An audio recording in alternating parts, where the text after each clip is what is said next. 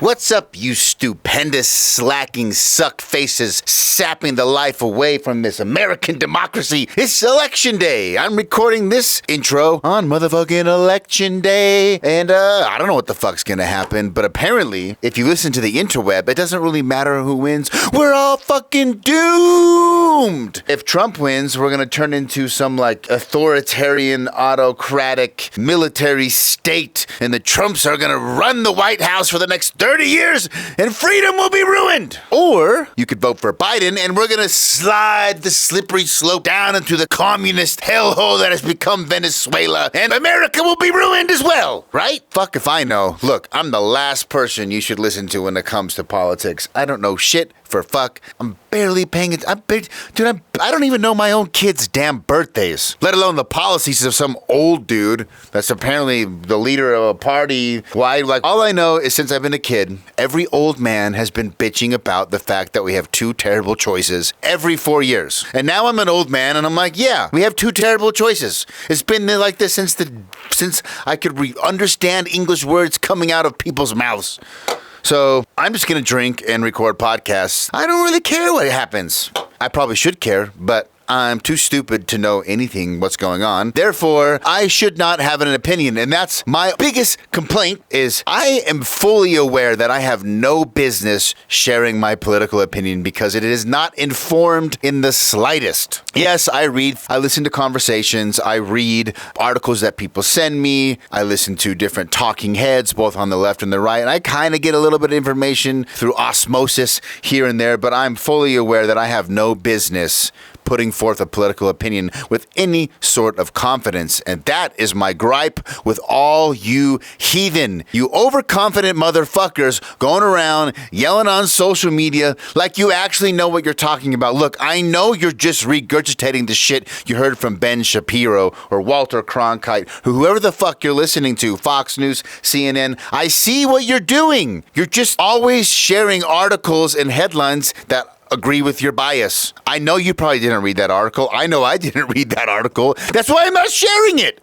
I don't know what the fuck it says. I don't know if it's true. Most of you out there are too confident in your political opinions. You're too confident. You think you know what you're talking about, but you definitely don't. The reason why I'm superior is I at least know I'm a goddamn dumbass. I'm at least aware that I'm stupider than a box of rocks. Stupider is not even a word. There you go. See? Proof. Boom. Mic drop. Anyway, it's another episode of the Gaming Memories Podcast, where I don't talk about politics, but I have been commanded by the gaming gods themselves. Miyamoto the Father, Kojima the Son, and Carmack the Holy Ghost appeared to me in vision, commanding me to create the greatest gaming podcast, the one true gaming podcast to spread the good news of the gaming gospel, and they told me the most effective way to do so would be to interview creative and interesting people about their favorite gaming memories growing up. On this episode of the podcast, we have drum roll, please. Brian motherfucking McGuiness. Yes, McGuiness, just like the beer. I don't know if he drinks, but goddamn, he's like the Dos Equis guy. He's super interesting. What does he do? He runs the Playable Characters podcast, in which comedians all get together and pretend to be characters from video games and have, quote, conversations. As if, for example, let me show you this little tidbit that I found to be extremely funny. They have the guy on who apparently parked his street at the pier and gets his car beat to shit by Street Fighter characters. You know that in-between stage on Street Fighter 2, in between, you have those bonus stages, and one of them, you get to beat the shit out of a car with your bare hands? Well, they had the guy on the podcast who owns that car, and they talked to him about getting his car destroyed by a martial artist. Take a listen. No, last week, I had just bought a dark gray Lexus LS 400 1990 model. As you do.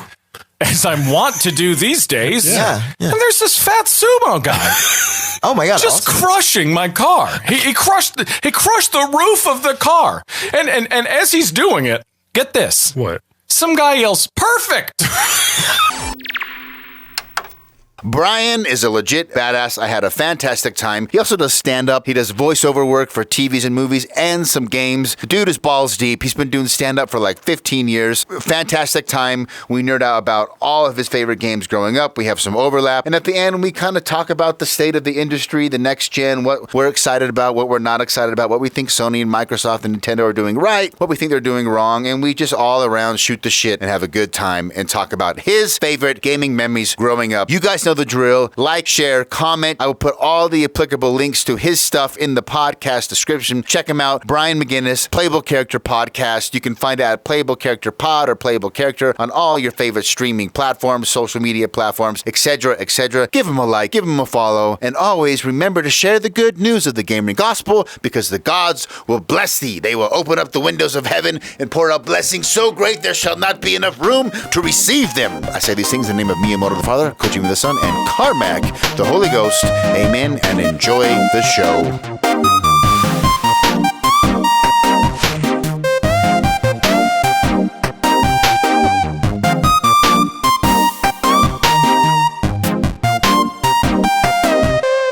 Dude, what's up? What's your first name, by the way? Brian. B-R-I-A. You're Cade? I am Cade. Yeah. So I met you through Patrick Hickey Jr. in the. Well, I saw like you commenting in this group text that a bunch of people are in, and someone said something like, "I liked your episode with the so and so character," and I didn't like get it at first. I kind of like looked at the Instagram, like, okay, this guy's into gaming, but then I realized like, oh, this dude's doing like mock conversations with characters from video games, and it's like satire. Yeah. The tagline is funny interviews with real video game characters. So. Which is, you're the only person I know of doing anything like this. Like, it's a really original idea. Yeah, it's the only closest thing we've been, kind of compared to is like Comedy Bang Bang, but with video game characters. Have you seen the? I don't even know what that is. What is that? It's a great podcast that Scott Aukerman's been doing for years. He has tons of guests like Paul F. Tompkins, Andy Daly, really famous comics. So they come on and just play any random weird character, right? But this one, what we do is specifically with video games. Just sitting around with three friends one day, and we're like, what can we do? We want to do a gaming podcast, but not the typical news, bunch of white guys screaming about stuff and blah, blah, blah, which everything is, and it's so annoying. And that's why yours too. Yours is different. You're doing something different and unique. But like, so my one friend's like, what if we just interviewed like Bullet Bill one day as a joke? And I'm like, it's a great idea. So we made a list of a bunch of like characters we could talk to. Since I'm a comedian, my friends we have tons of friends that are gamers also. We're like, what, can we ask them if they want to like improvise and just play a character for fun, see what happens? And 186 weeks later, still doing it. So I'm 3.5 nice. Yeah, years almost. That's what turned me on to the idea. I had a similar kind of thought. I was like, I want to do a podcast. My work was going really well, and I had free time, and then quarantine also hit, and it was like I couldn't do what my normal hobbies were, and I was sort of doing the podcast, but not really. And I was thinking like, man, again, there's plenty of news podcasts, there's plenty of review podcasts, there's podcasts that go through video games and review them or highlight. There's lots of people taking pictures of their collections. Like that's all been represented. I'm not going to be able to offer anything valuable. Like there's people doing all of those ideas better than I'll ever do them.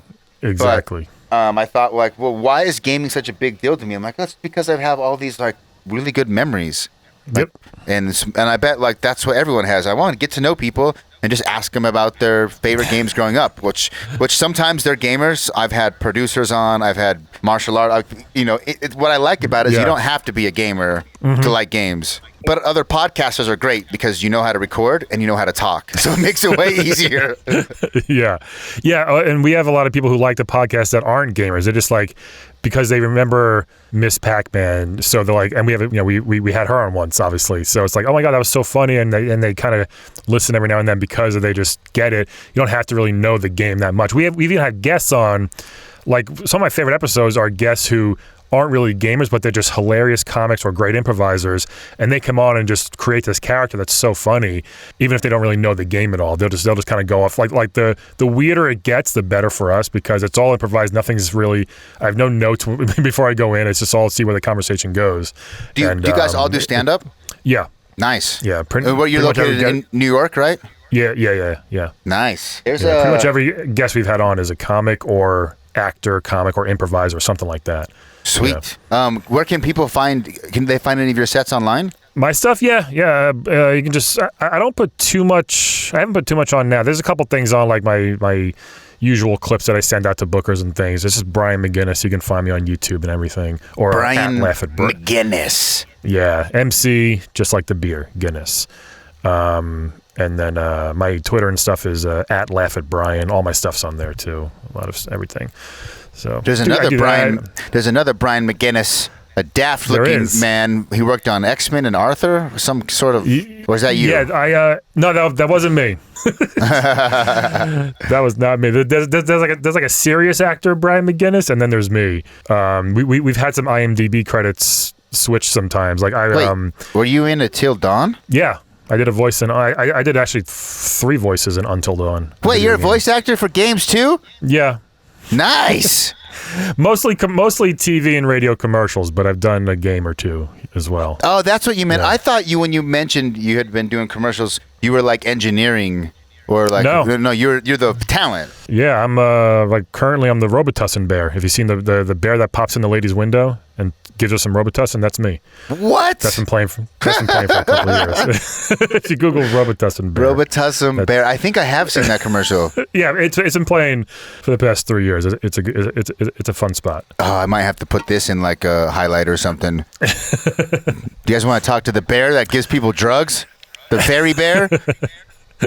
Nice. Yeah. Yep. That's me. I've been doing that since 2010. Stand up since 2004. So 16 years. Oh, you've been doing stand up for a hot minute. Yeah. I've been doing it for a while. I'm one of the old vets. Who's your favorite stand up comedian right now? Probably Gary Goldman. You know him? I do not. If you saw him, he's incredible. He's one of the best.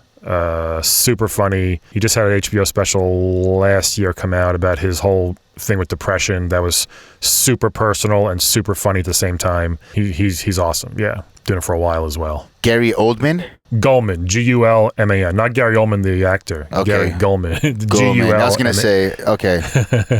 Oh, dude, I've seen his face. I have seen his face before. I wonder where I've seen it. He's probably HBO, Comedy Central. He's been around for a while. He's one of the funniest dudes. And also Ted Alexandro, one of my faves.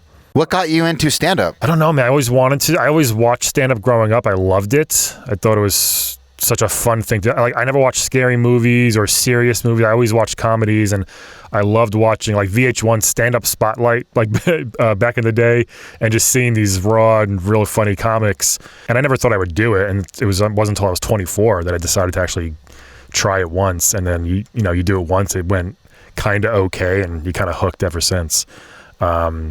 It was fine, honestly. Really? Like, it was okay. I got laughs. It was okay. If I watch it now, it's cringy. I'm sure to me. Yeah. But for a first timer, it's like it wasn't terrible. I wasn't really nervous, because I was doing sales before, so I was used to giving talks in front of hundreds of people on a stage. So I had no stage fright. I still never really did.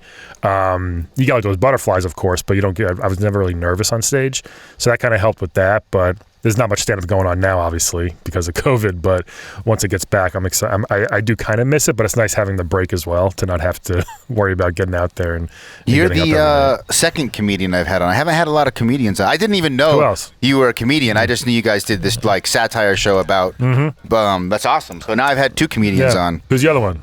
His name is Timothy Spencer. He's based out of LA, and he runs. He does stand-up, and then he runs a YouTube channel called Joe on a Boat. It's all TikTok and Instagram, where he made friends with another stand-up comedian who's been doing stand-up for a long time. He's just like this really kind of awkward, goofy, old white dude. He's really weird, but like heart of gold. And so they wrote a whole like series around him, like trying to just, I don't know how to explain it. It's like he's the nicest dude ever, but he seems super creepy. Right. But he's actually like the nicest dude ever. And so they had this whole series around, like, the whole joke is he's trying to not be creepy, but he is creepy, but he's not. And anyway, it's called Actually Joe on a Boat. That's cool. It's anyway, he writes that with, man, they're gonna get mad at me. He has another writer that's a partner with him, and I forgot his name. I'm super sorry. They might listen to it. I'm really sorry. But anyway, they write that, and Yeah, it was good. It was a good time. Stand-up comedy, I think I did the music thing. I did like the rock band thing for like 15 years. Nice. And that's really tough. And I think stand-up comedy might be tougher. It's because it's just you up there most of the time, and it's all jokes that you work on that you hope are funny. Like they're funny to you, which is why you're hopefully saying them on stage. But then when you get on stage, you never know what that crowd's going to think about you. So I've been doing it long enough where it's like, of course you don't want to bomb, but it's not a big deal anymore. It still hurts for a couple minutes, but after that you're like, it's fine. I've had success. I've had bad nights, great nights. So it's not it'll always be like my first love of showbiz, but it's allowed me to do voiceover and this podcast and acting and things like that. It's opened a lot of doors where I never thought it would be possible if I probably didn't do stand-up first, you know what I mean? And the people that I've met just from that, the connections there have been invaluable. So, and besides stand-up, were you always into gaming growing up? Yep. Okay. My whole life. Great. I had let's get into it. Let's get into it. If you don't mind me asking, what year were you born? 80. 1980. Your first console was either the 2600 or the NES. 2600. Yeah, baby. Woo! Yeah, man. Had that big wooden box. Nice. Yeah. What do you remember from the 2600? I had ET. I didn't know better. The worst game in the world. It is. I mean, I know Patrick, our friend, says it's not, but technically it's pretty fucking bad. You know what I mean? Like, it's. But for a good reason. Like the guy did it in 5 weeks or whatever. So it's not his fault. He did what he could. I had the Spider-Man game, which I loved for the Atari, and I played it recently, and it's so bad, but like it was so great back then. The climbing the buildings, catching Hobgoblin or the Green Goblin. We had Pac-Man, which is such a terrible port on the 2600 compared to the NES or even the arcade. Like it's so bad on the Atari. I remember I had G.I. Joe. I had the G.I. Joe game. I didn't know there was a G.I. Joe on 2600. You could play as either Joe or Cobra, and you could play as like a giant Cobra snakehead killing the G.I. Joes running across the bottom, I think it was, or something like that. It was a really... I mean, they're all terrible, but back then you're like, this is never getting better than this, man. This is the greatest game ever. Oh, you're right. Yes. Yeah, right? It was really cool. You could choose what you wanted to do. And then, by the way, I don't know if I was before or after our NES, I had a Commodore 64. Which was the best thing in the world to me. You are the first person to bring up the Commodore 64. No, really, literally the first person. It's the most highest selling thing ever, I think. Right, the highest selling personal computer of all time, I believe. I think Commodore.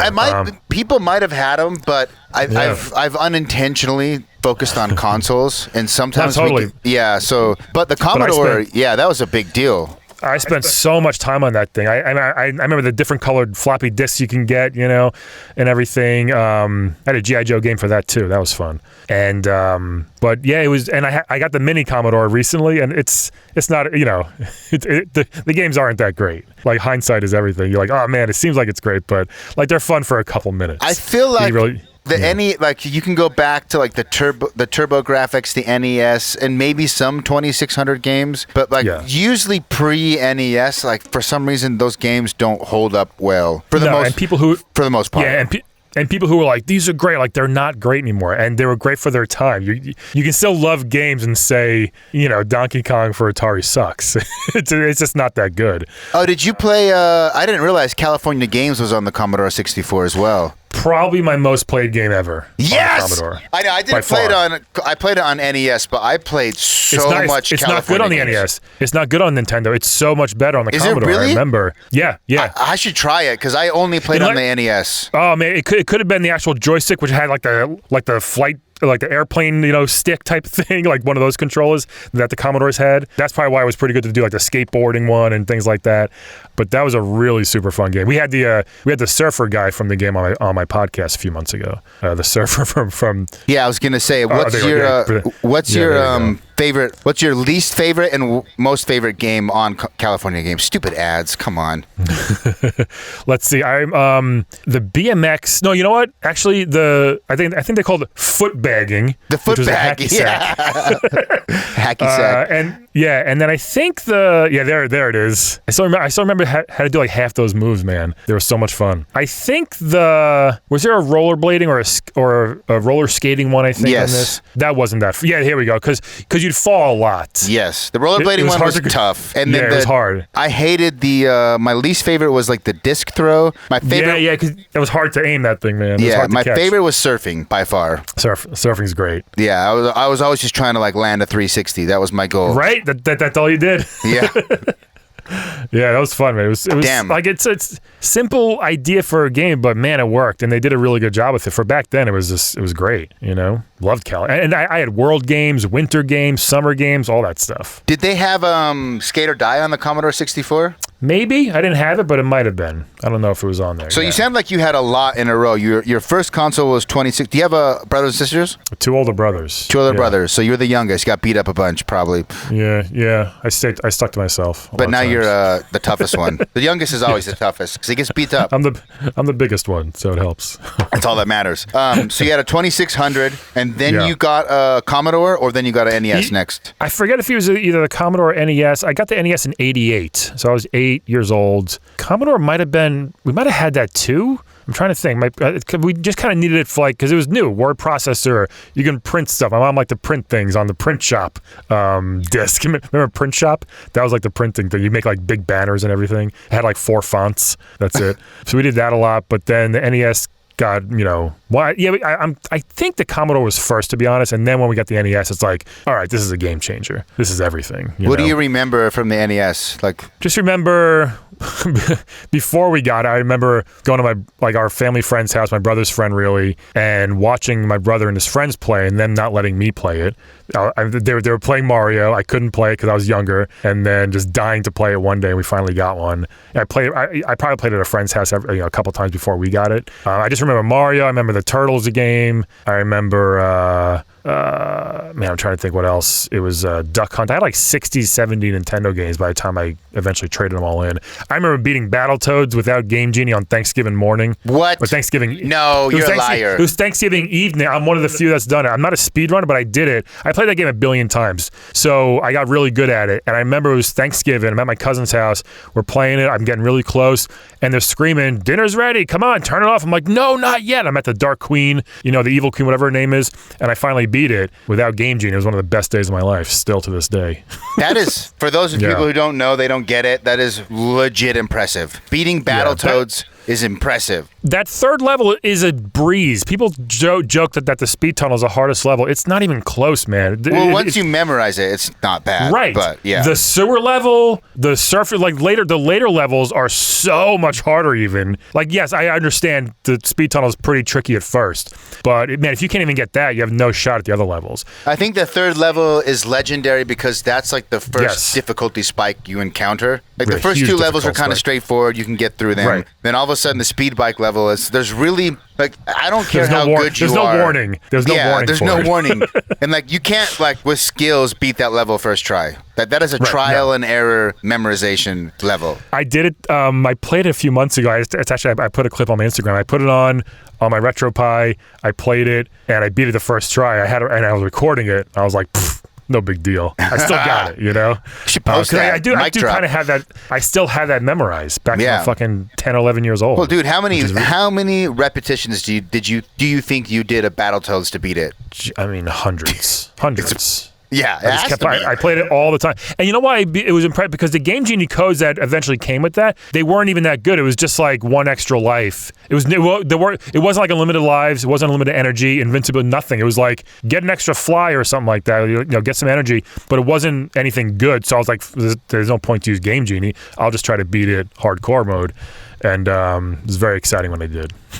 Were there any other brutal NES games that you got good at or beat? Yeah, I remember Legendary Wings. Beating that was fun. That was a hard one. That's a cool top-down shooter, right? Yeah. And it goes vertical and horizontal. It's one of those genre shifting things. It was a cool game. Oh yeah, you play like an angel. I remember this. Yeah. Silver Surfer I never beat, almost, but that game was the hardest. I think that's one of the hardest games ever. The Silver Surfer game for Nintendo. Someone else brought that up. I think actually Patrick brought that up. Yeah, it's so ridiculous because you hit anything, and I think the nerd did it once. You hit anything and you die. It's so hard. It's one-hit kills. The continues don't matter. You know what I mean? Like, it's just so freaking hard. The enemies are terrible. Like, anything on that screen that's not black, if you hit it, you're going to die. Like, even the green, like, even the environment. Yes, and even things in the background that look like they're in the background, you hit it, you die. Wow, I thought the Silver Surfer was more durable than that. Right? He's one of the strongest beings in the world, I thought, but no, not in this game. He's like awful. What is his lore? Isn't he like some like creation of a god or something? That he was Galactus's slave who he went around to like enslave the planets for Galactus to eat them or something like that. Yeah, he was like the precursor that prepped planets for the guy to come. Yeah, and he's all sad the whole time, I think. And he dies in one hit? Like, come on. One hit.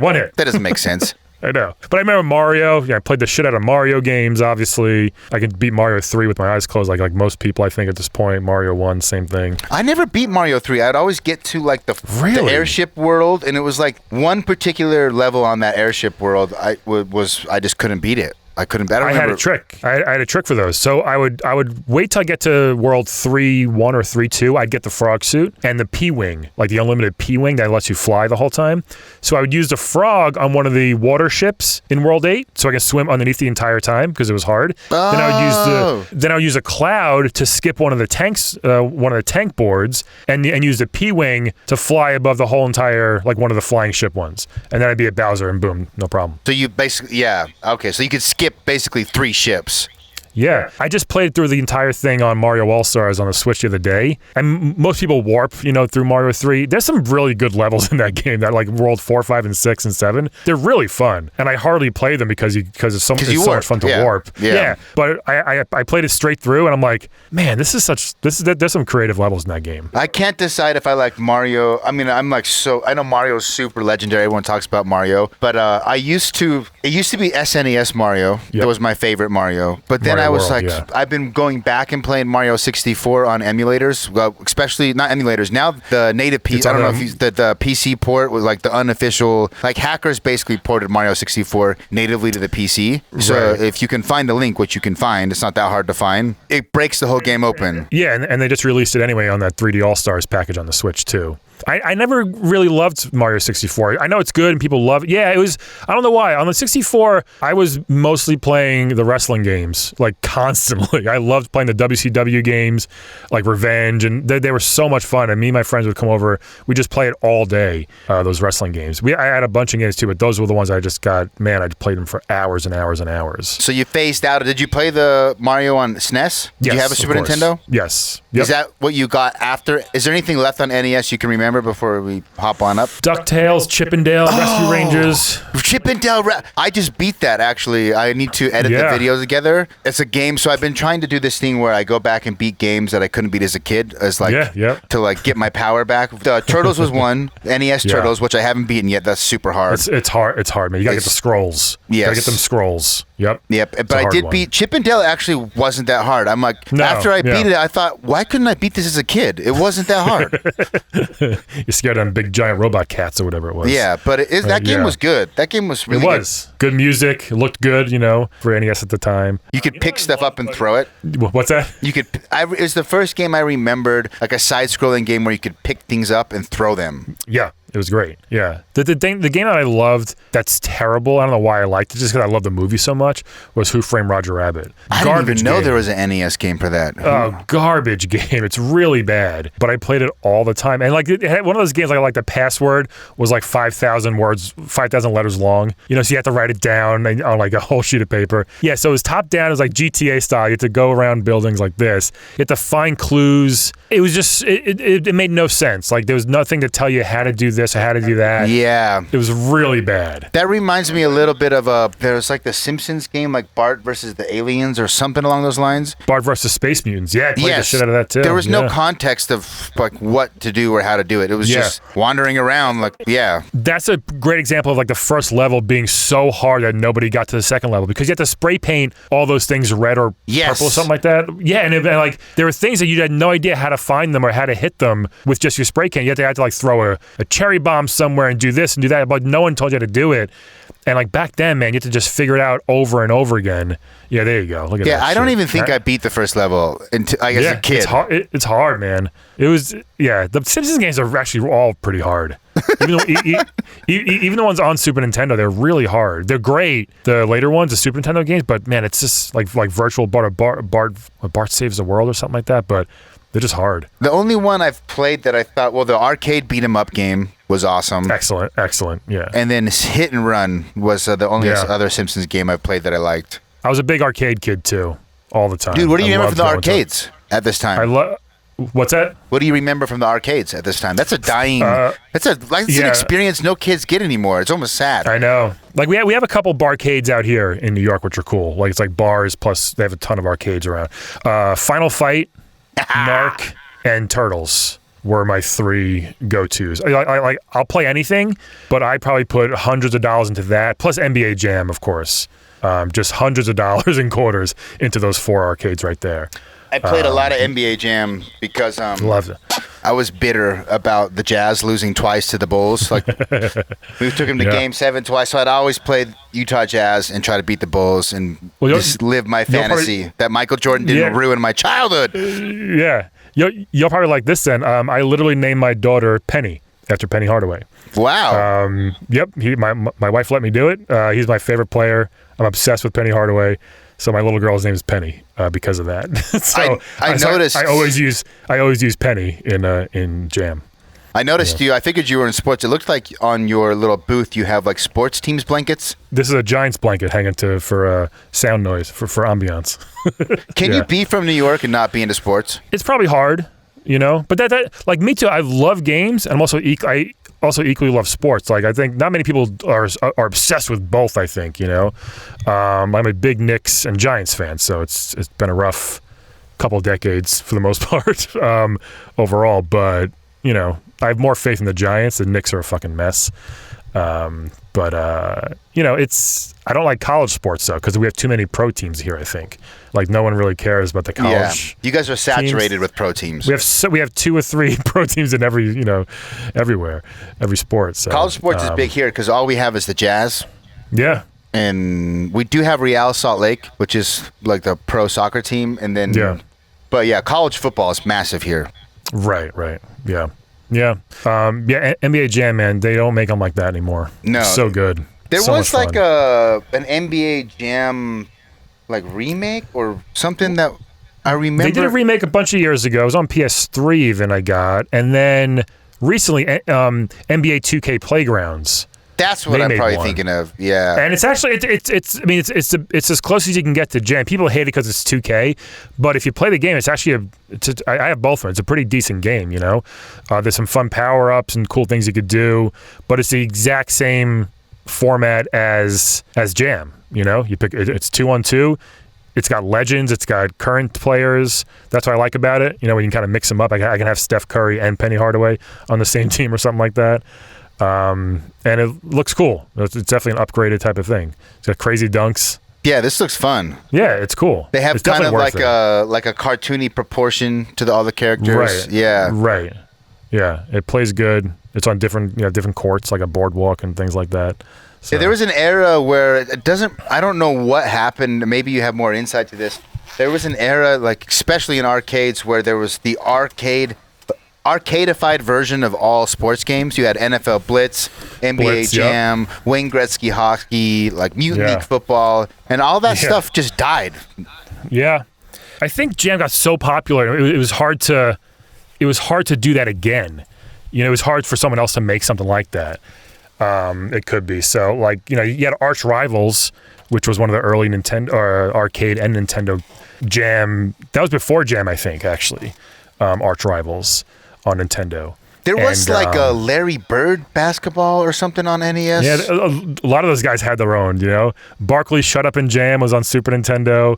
They had Bird vs. Jordan 1-on-1. Yes, that's the one I'm thinking of, Bird vs. Jordan. There was even one called Blazers-Lakers Playoffs, and the only teams you could be were the Blazers. Like, this is terrible. Jordan vs. Bird is a terrible game, unfortunately. It's really bad. I think Magic Johnson had a game. Like, there were so many, Oh, Double Dribble is what I'm trying to think of. Loved. Oh, there you go. That Played was a big game. Yeah. That was my most played sports game on Nintendo for sure. Was The Double intro Dribble. was amazing. I remember there was like dunks, and they were in like black and white or whatever. Yeah, Oh yes. Look at Oh, Double Dribble. Classic. We had a retired Double Dribble player on my podcast once. We had a guy come in, just pretend he was like old, hurt, and played too much Double Dribble in his life.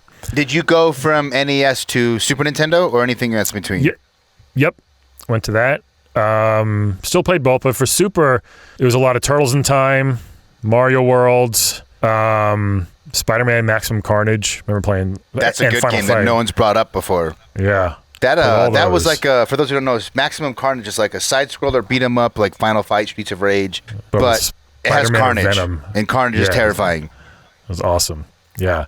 And then Mortal Kombat, which would change everything, and Street Fighter. Those are Except the played Super crap out Nintendo of version, those. you only got to see sweat.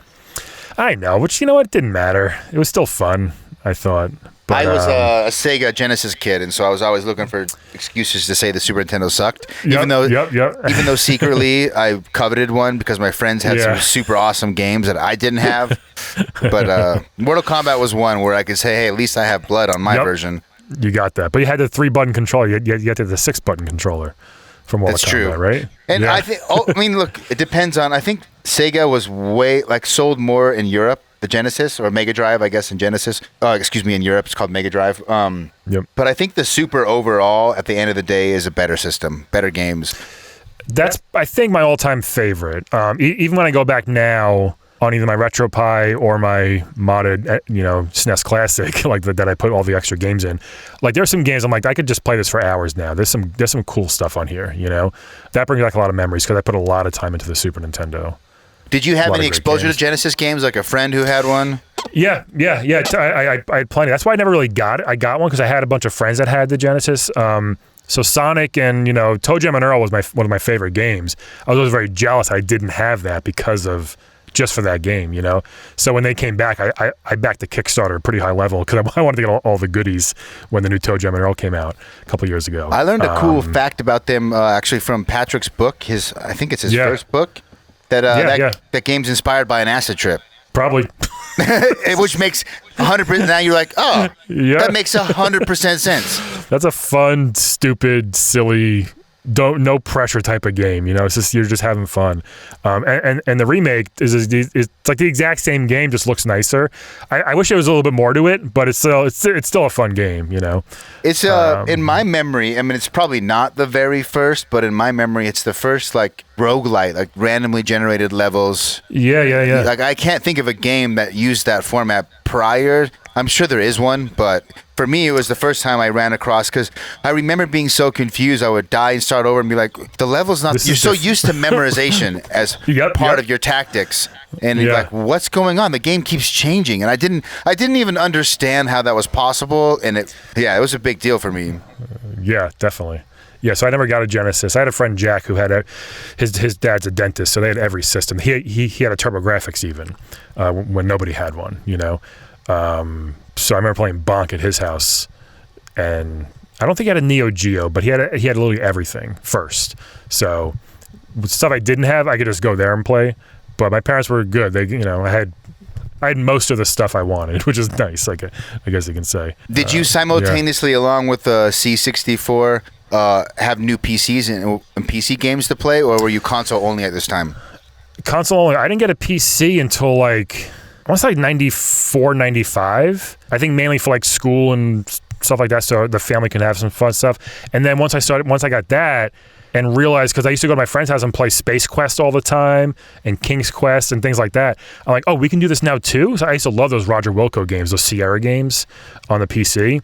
But I didn't get that to like 94, 95, I think. So I was still very deep in Super Nintendo at the time when we got the PC.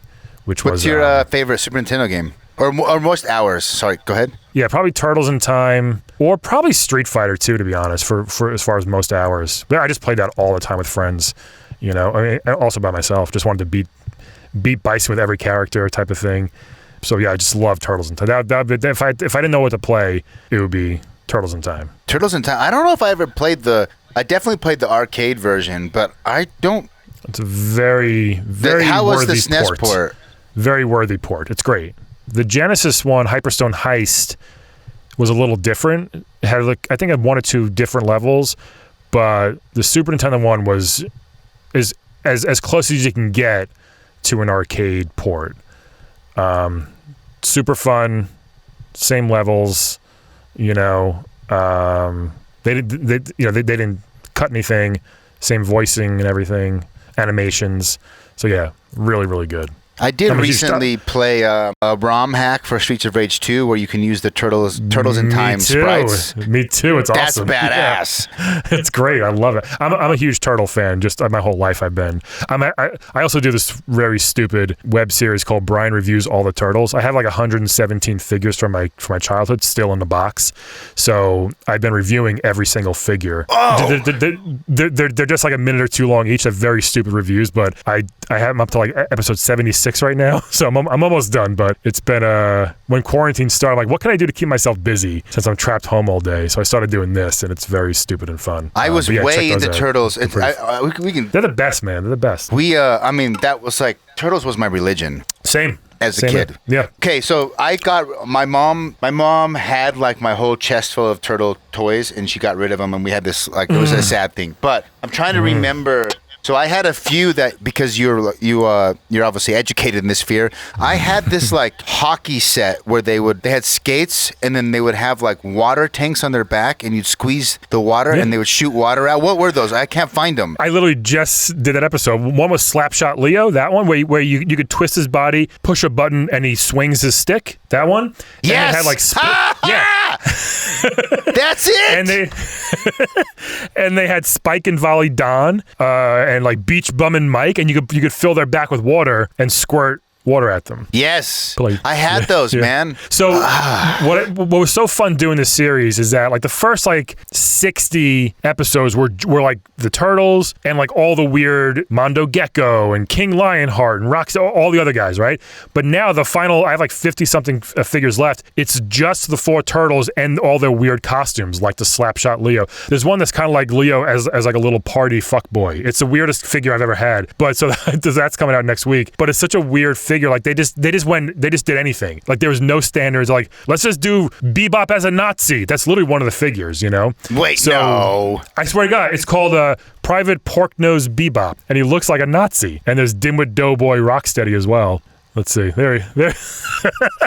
Hail Shredder. Look at that. So they just got so ridiculous in the early-ish 90s. You know what I mean?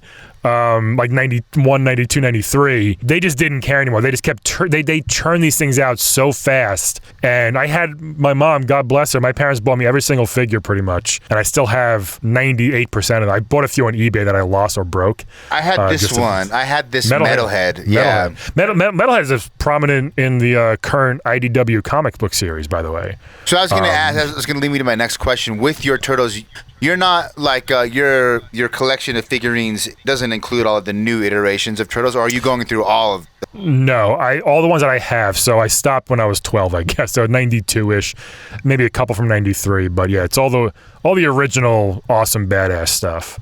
Okay, so I also had this guy. I don't know his name. Fugitoid. He's a big one in the current series too. Professor Honeycutt is his name. Yeah. Professor Honeycutt. You can look that up. I don't even remember him from the cartoon. I just remember the figurine. He was in the Eastman and Laird comic book. Kevin Eastman and Peter Laird, the 2 creators, just came out with a new comic book last week for the very first time in 20-something years together. And it's called The Last Ronin, and it's about the Turtles like 30 years in the future, and it's super dark. The first issue just came out, and it's awesome. I love when they get back. Yeah, there it is. I love when they get back to the real dark adult shit instead of the cartoony stuff, because they're great. Like the Turtles itself are really dark, like the original stuff. That's what I was going to bring up. Yeah, I remember them being like more like teenage, bloody, and like violent. Man, the original comics are violence, and this current IDW series, which has been for the past like 6-7 years, it's incredible. I just got into it a couple years ago because I didn't really care anymore. Then I read a few. I'm like, these are actually really good, and I just read all of them on Comixology. They're really, really good. Like one of them dies. Some of the other main characters die in this thing, and the storylines have been incredible, like really, really interesting, shockingly good. The artwork looks cool too. Art's awesome. It's and Kevin Eastman's back involved with it, which is cool too. They have a lot of cool artists. Yeah, man, they're still going, the Turtles. It's fun for people like us in the childhood where we love this stuff, and they're still doing some. They're fine. Like they're ridiculous because they were so Michael Bay, and you know what that means. Like it didn't need to be that crazy and weird, but it was fine. I didn't hate it. I wanted they're hopefully making. I think Seth Rogen's making the new one now, which is great because he's a real fan. So I hope they bring it back to some dark shit and don't make it so much for kids. Make it for adults because we love. That's the fan base. We love the. Yeah. I know.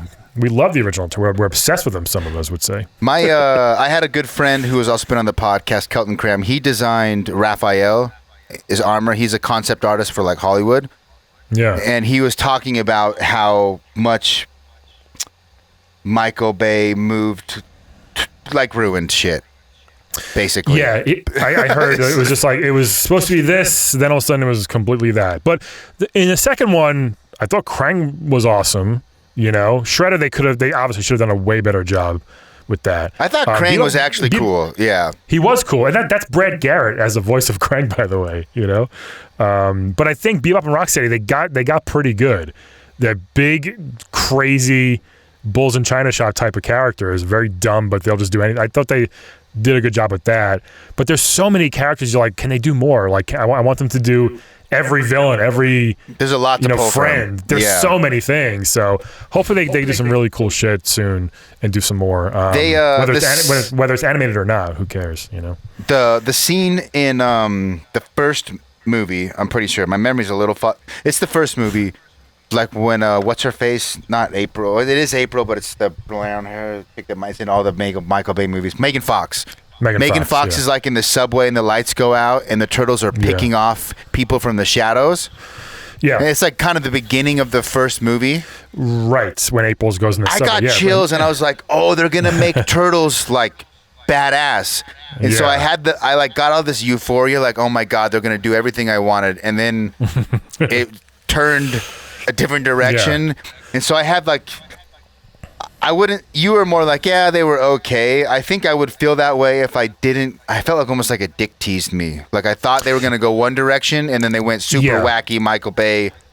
And I think I didn't expect them to go dark. That's why I wasn't too let down. I knew it was going to be a little silly, I thought.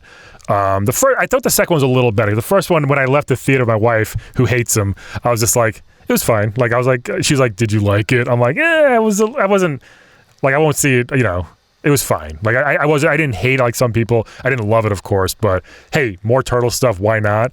But of course, there's a million different ways we would have done differently if we could write it, But yeah, and I mean, not a diss to Megan Fox, but April's like something that's she's this cool chick, she should be not like this kind of whatever it is, Don't even. She was fine. Yeah. Megan Fox is not April. What were you thinking? Yeah. Come on, son. But I think Michael Bay's reign of terror is over. I think people are over Michael Bay. It's been a while, yeah. I don't know if he has anything else coming out, but I mean, I could see Michael Bay doing a Fast and Furious, and that would be a good fit. But no, I could see him doing Snow White and the Seven Dwarfs and making this explosion fuckfest thing the whole time. Like, no, come on, man, tone it down. It's Snow White. What are you doing?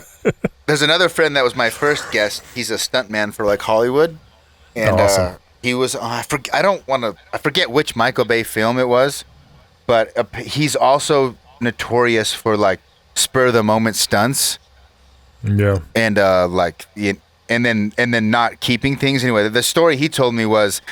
They wanted to do this scene where a guy was getting pulled through a car, he gets pulled, almost like he gets hit by someone super powerful, and he gets knocked through both the back windshield and the front windshield of a car. And it originally was supposed to be something different. He changed it last minute. The stunt guy got hurt, and then they didn't even use it in the movie. And then the stunt guy had to go and battle SAG to get compensated. It was just. Apparently, he's from what I have two friends in the industry. One's a concept artist, one's a stuntman, and they both don't have super nice things to say about the dude as far as just practically working for him. He's got some good visions, but I can understand that he's maybe difficult to work. Yeah, I mean, what he does, I think the third or fourth Transformer movie, after an hour in, I'm like, what the fuck is going on? Everything's exploding. Every single thing for no reason has exploded. Like, what is going on in this movie? Why does this giant transformer have balls? Right? Like, it's just weird stuff. Yeah. It's like the first movie I thought was pretty cool. The first transformer. I the actually first liked movie was it, good. You know? It looks cool. Yeah. They didn't stray too far from everything, but then eventually it's just like the third one. It's like, what is going? Even the Turtles 2 one, I think everything was exploding for no reason. It's like, why? Like, what is going on with this? Yeah, he's definitely got his like style, and I think people he's got are. his style. I've had enough of that candy. We want a new flavor. Totally. Hopefully Seth Rogen. I didn't know that. So what's? I had no idea. Wait, no. Or is he doing He-Man? Wait, I think he's doing Turtles, Seth Rogen. Yeah. Yeah, Seth Rogen spoke to Insider about his plans for his animated TMNT movie. Production company Point Grey Pictures is making. Yeah, I can't wait. So that should be. God, yeah, cool, please. hopefully. I feel like he was probably a Turtles kid too, and he's going to do it justice. Definitely. Even just make it PG-13 even. Yes. Not R. R would be awesome, obviously, R would for us. be awesome. Yeah. It'd be so cool. Because I'm telling you, this current comic book series, if you want to check it out, they're dark, man. Like, it's crazy what happens. Yeah, I have it queued up right here. I'm definitely going to check it out after the pod. I knew there was still stuff going on with Turtles, but I didn't understand. This last Ronin one looks awesome, too. Well, that just came out, but I think they're up to like issue 109 in the current series, and they're outstanding. It's a really cool origin, and the characters are great. They evolve really cool, and it's just they kind of nailed it. Yeah, it's good stuff. All right. Welcome to the Teenage Mutant Ninja Turtles podcast. I did play Turtles in Time. I did play the fighting game on Genesis. Tournament Fighters, yes. Man, that needs a remake. I would love a remake of that, because when they did the Turtles in the Injustice, I think, as DLC. Yes, that was awesome. They nailed it. Like, I couldn't believe how good it was. Each one of them played a little different, and I loved it. And I'm like, dude, if they can make another Tournament Fighters, oh my God, using like this style, come on, Ed Boon. Do it, man. What if they put Turtles in because Mortal Kombat's putting everybody in Mortal Kombat 11. Yeah. They got Rambo, Terminator, right? Predator. Like, throw some Turtles in there. You tell me Shredder can't be in Mortal Kombat? Are you kidding Shredder me? would be awesome. It would be incredible. Maybe like his spikes on his shoulders, like fly out and slice people into 1,000 pieces. Turns into Super Shredder, maybe falls through a dock. Yeah, he drinks the ooze, transforms into. Oh my God. It'd be so great. Crane could also do some crazy stuff too. That'd be a crazy character for Mortal Kombat. I always say when people want to talk about the best villains of all time, Krang does not get enough credit for being one of the most diabolical fucks ever. Like, Krang is evil as shit, man. He's an interdimensional evil entity. He wants to ruin Earth and kill every single person on it just so he could live there. You know what I mean? Like, he's super evil. He hates Shredder, even though he's his buddy.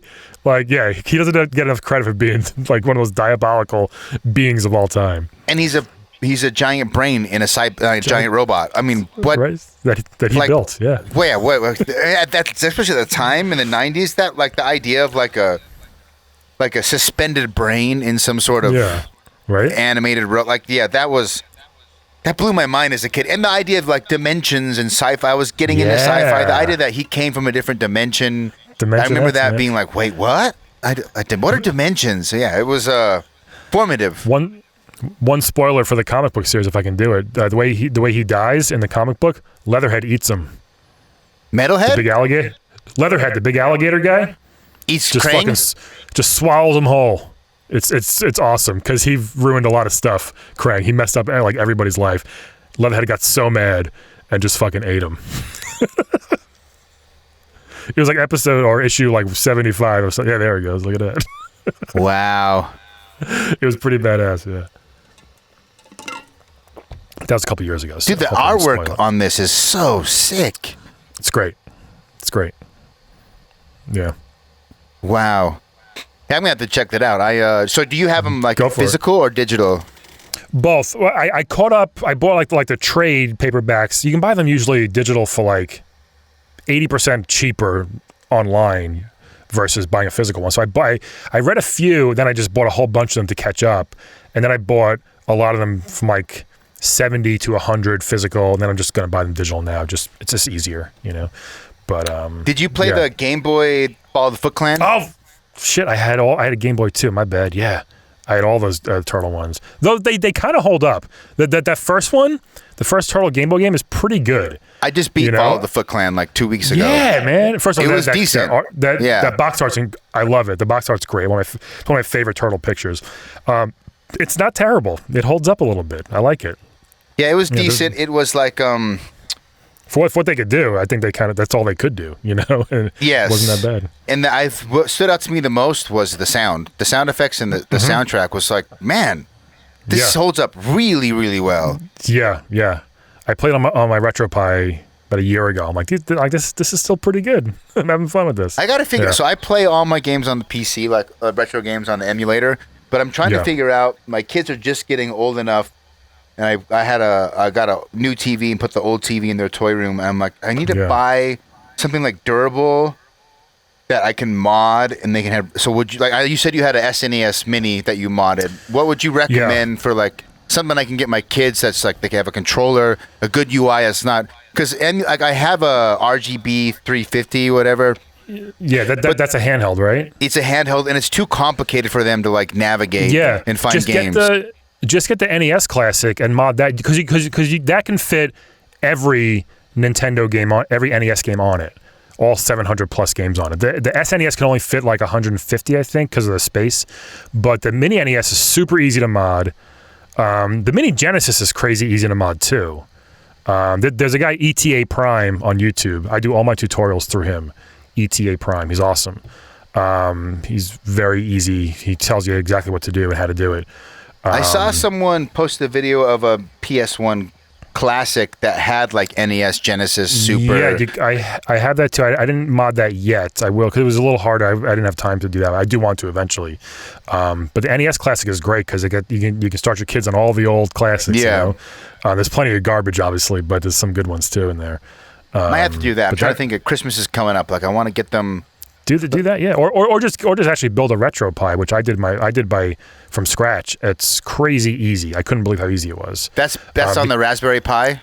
Yeah, because I bought one of the arcade 1-ups, the Street Fighter one, and I gutted it and I put a Raspberry Pi in there so I can have all the arcade games on the actual arcade, like NBA Jam and things, X-Men, things like that.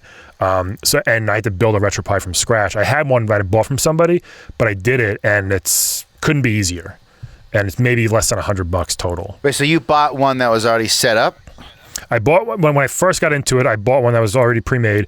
Then the NES Classic came out, and I modded that just because I had the ROMs already. And then when I modded the arcade 1-up, I put a Raspberry Pi inside that using that guy ETA Prime, using his tutorial, and I had to build a Pi from scratch, and it's pretty easy. And I really didn't know anything ahead of time.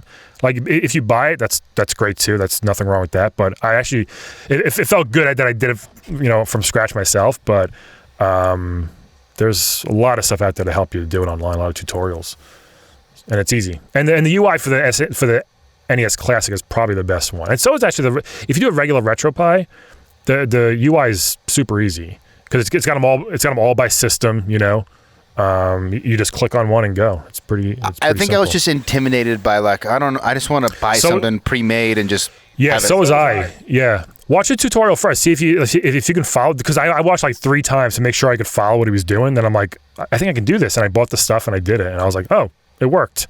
Look at that. Is it a Pi 4 that you have? I have a 3, so the 4s are even better. Yeah, I did it a couple years ago. It's worth it though. It's cool to have all the old stuff, Which is why I wish Nintendo would get their shit together, just release all their old stuff on the Switch, for crying out loud. They're going to milk that. You know what they're going to do. We all know what they're going to do. It's like one game a month. Like, come on. We all want your stuff. Yeah, they're going to. We love your games, Nintendo. Yeah, that's I did a video recently on Mario 64, the unofficial native PC port, because you can now swap out models. The 64 emulators, you could swap out textures previously. Yeah. But now with the PC port being unofficially ported, whatever, you can swap out models. And so I was comparing this. The 3D All-Stars is an awesome port, but it doesn't even have widescreen or high-res texture or anything. They didn't do anything, which is kind of annoying, yeah. My favorite Mario game of all time is 3D World, by the way, the one on the Wii U. which nobody played because it's on the Wii U. But I have a Wii U. Yeah, I think it's a perfect Mario game. I think every single level makes me smile and have a good time when I play it. It's so much fun. That's why I can't wait for that one to come out in February. I think I try to get my kids to play the Wii U, but they can't hold that damn giant controller. and I hate that thing where it's like you can't play it without using the screen controller. Like you can't just it has. It's what the Switch should have been. You know. Yes. Like they tried, it was just too early. It was too early. They hadn't figured it all out yet. That's why they're releasing all the Wii U stuff now for the Switch, because it's like, oh yeah, now we figured it out, and they nailed it with the Switch, you know. So there's a guy, Retro Hangover, Chris from Retro Hangover podcast, loves the Wii U. He thinks it's the greatest console of all time. There's some good stuff on there all the time. Yeah, some good, but it was the weirdest, one of the weirdest things they've done, because the whole marketing thing, and they didn't explain it right, and all this and that, like no one knew what it was, and they were like, but that's why it's even more impressive how good the Switch is and how good it's doing. They messed up so bad with the Wii U, and then they're like, whatever, here's a Switch, and we're like, okay, we'll buy it. Yeah, we're fine. You're forgiven, Nintendo. Yeah, like, and they just nailed it. So you can't count them out ever. It's kind of like the Spurs in basketball. Never count them out. You never know what they're going to do. Next era is my favorite gaming era. What did you have during the PS1, Dreamcast, 64 era? I had 64. My brother had a PS1. I didn't really play it that much. He didn't let me. But I had a 64, and that's where all the wrestling games, where I played those just nonstop, pretty much. I had a bunch of games for it, but those are the ones that my most memories are with the WCW, NWO Revenge, and things like that. I do remember I wasn't super into wrestling. I had some friends that were very into it, but I did like the create your own character option. Yeah, on one so of much them. Fun. Yeah.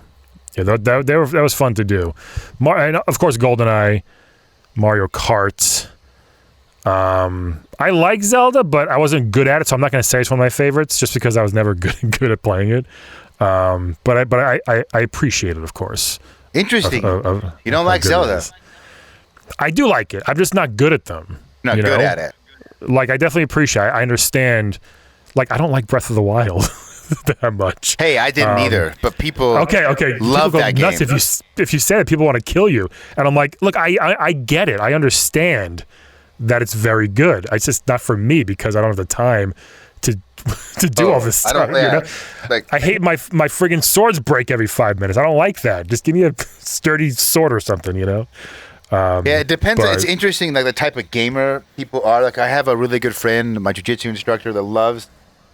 When he plays games, he doesn't want to think. He doesn't want a story. He doesn't want lore. He doesn't want. He just wants to like check out and kind of like mess around. So he loves Breath of the Wild, because he can just like kind of like run around and just like do random shit, not think about anything. But there's so much story in that. I think you got to think about. Yeah, but he doesn't do any of it. Like, that's what he likes. He just, or he loves, right now he loves Hades. It's like a roguelite from the people that made Bastion and Transistor. Heard that's incredible. Heard that's really good. Yeah. He likes really grindy games where you can like put a podcast on, and you're kind of playing the game. It's really repetitive. Right. But I'm the opposite. Like, I want to get sucked into I want to believe. Like, I love Dark Souls. I've been trying to get him to play any Dark Souls games, and he's like, that's too much work. I don't want to like use brain power. I'm playing games to turn my brain off. And I think it depends on your personality. Yeah, I think if people like that, like, I'm always like, well, try God of War, try The Last of Us, and then get back to me.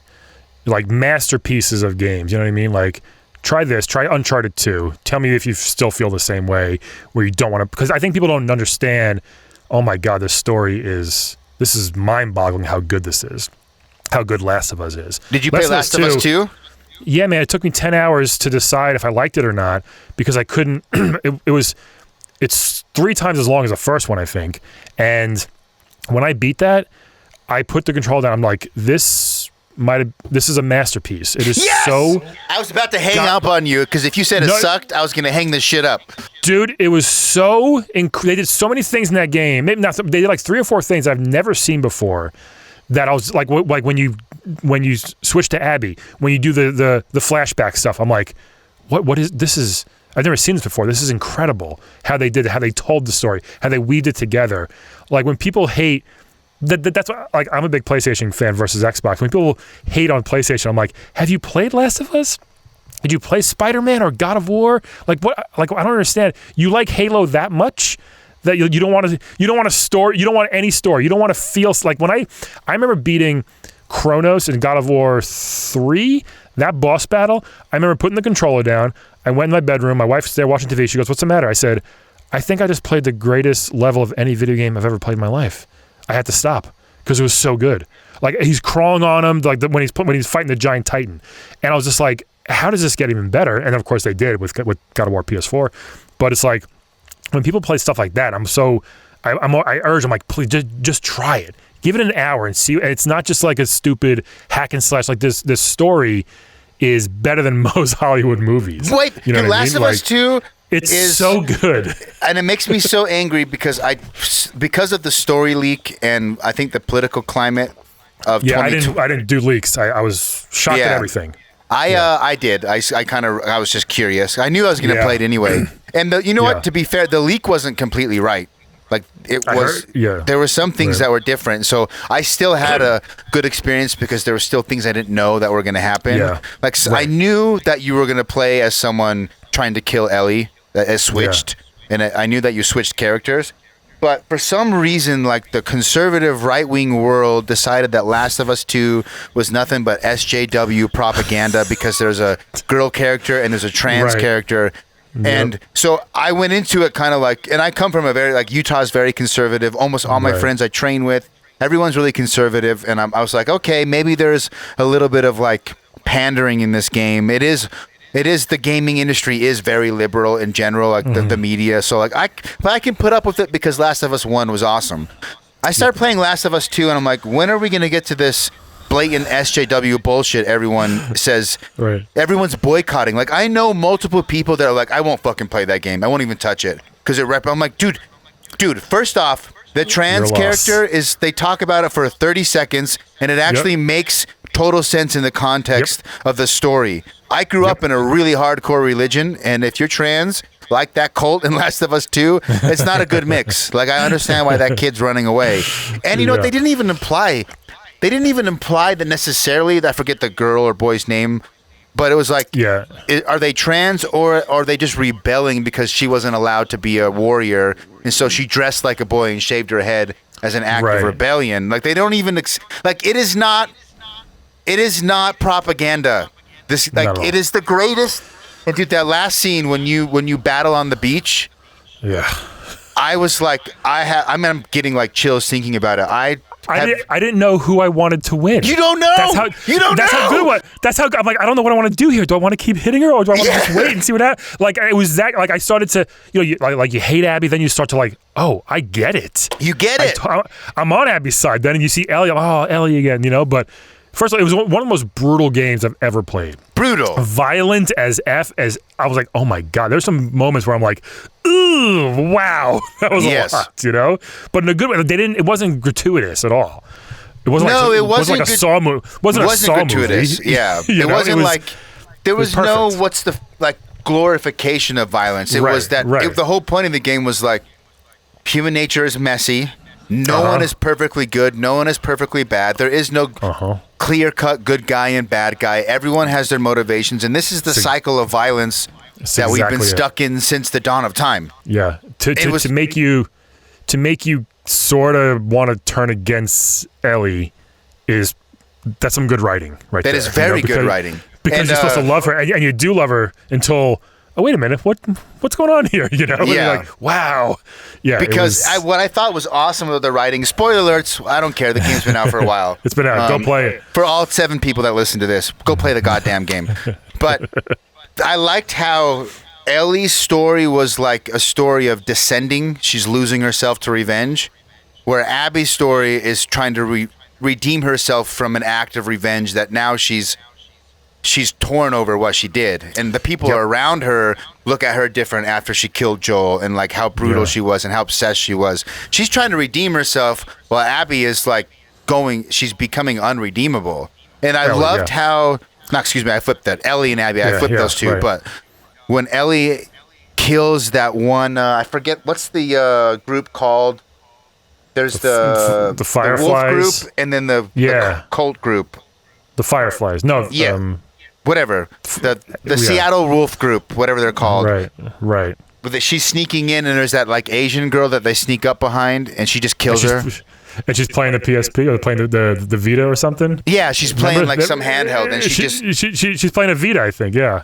And you realize like she's losing herself to the violence. She's losing herself to the demons. And when she decides to not kill Abby at the end, at the last moment, and she sees that flashback of Joel, like his head smashed in, and he's kind of looking at her, and she realizes like I don't honor Joel's memory by losing myself to all this darkness.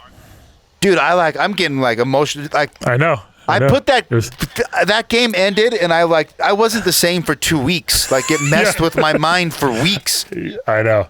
Like there's no movie that's ever done that to me. Ever. Nope. The only bad thing is that because it was so long, like I don't know if I'll ever go back and play that again. Like the first one I've beaten 3 times. The first one I've played 3 times. And I freaking love it every time. This one I'm like, man, I thought it was going to end like 4 different times, but it kept going and going. Does. I'm like, when it does linger a little. Yeah. But none of it seemed like, we'll just throw this in there. Like it was a masterpiece. It really was. And it took me 10 hours to be like, this is worse than the first one. Then all of a sudden something happened, and I was like, oh shit. This is because I think the Joel thing really, for hours, stuck with me. Like I did not expect that at all. Yeah, dude. An hour into the game, by the way. Yeah, and they don't even kill him in a way where it's like, it just happens, and it's so almost not climatic. Like he just gets killed. Yeah. In a brutal, like fast fashion, and he's just super dead. brutal. Yeah. And it's like, I think it's important. Like it's supposed to stick with you, like it's sticking with Ellie.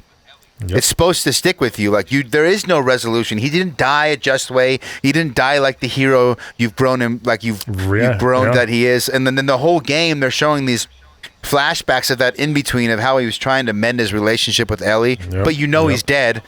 Yeah. God, that game, like no game. I tell people, it's not a fun game. It's the most effective game at making you feel emotions. My only complaint is, and forewarning is, none of those emotions are positive. Yeah, that's true. Like, it's gonna put you through the ringer. That's what it does. Yeah, it certainly does. It's worth it. It's incredible. Yeah. Well, we had to go off on that tangent. I just get angry. I've been very like, there's people like people on Instagram and even past guests that I've had that I'm always like teasing. Have you played Last of Us 2 yet? Because I don't understand how that game like isn't recognized for what it is.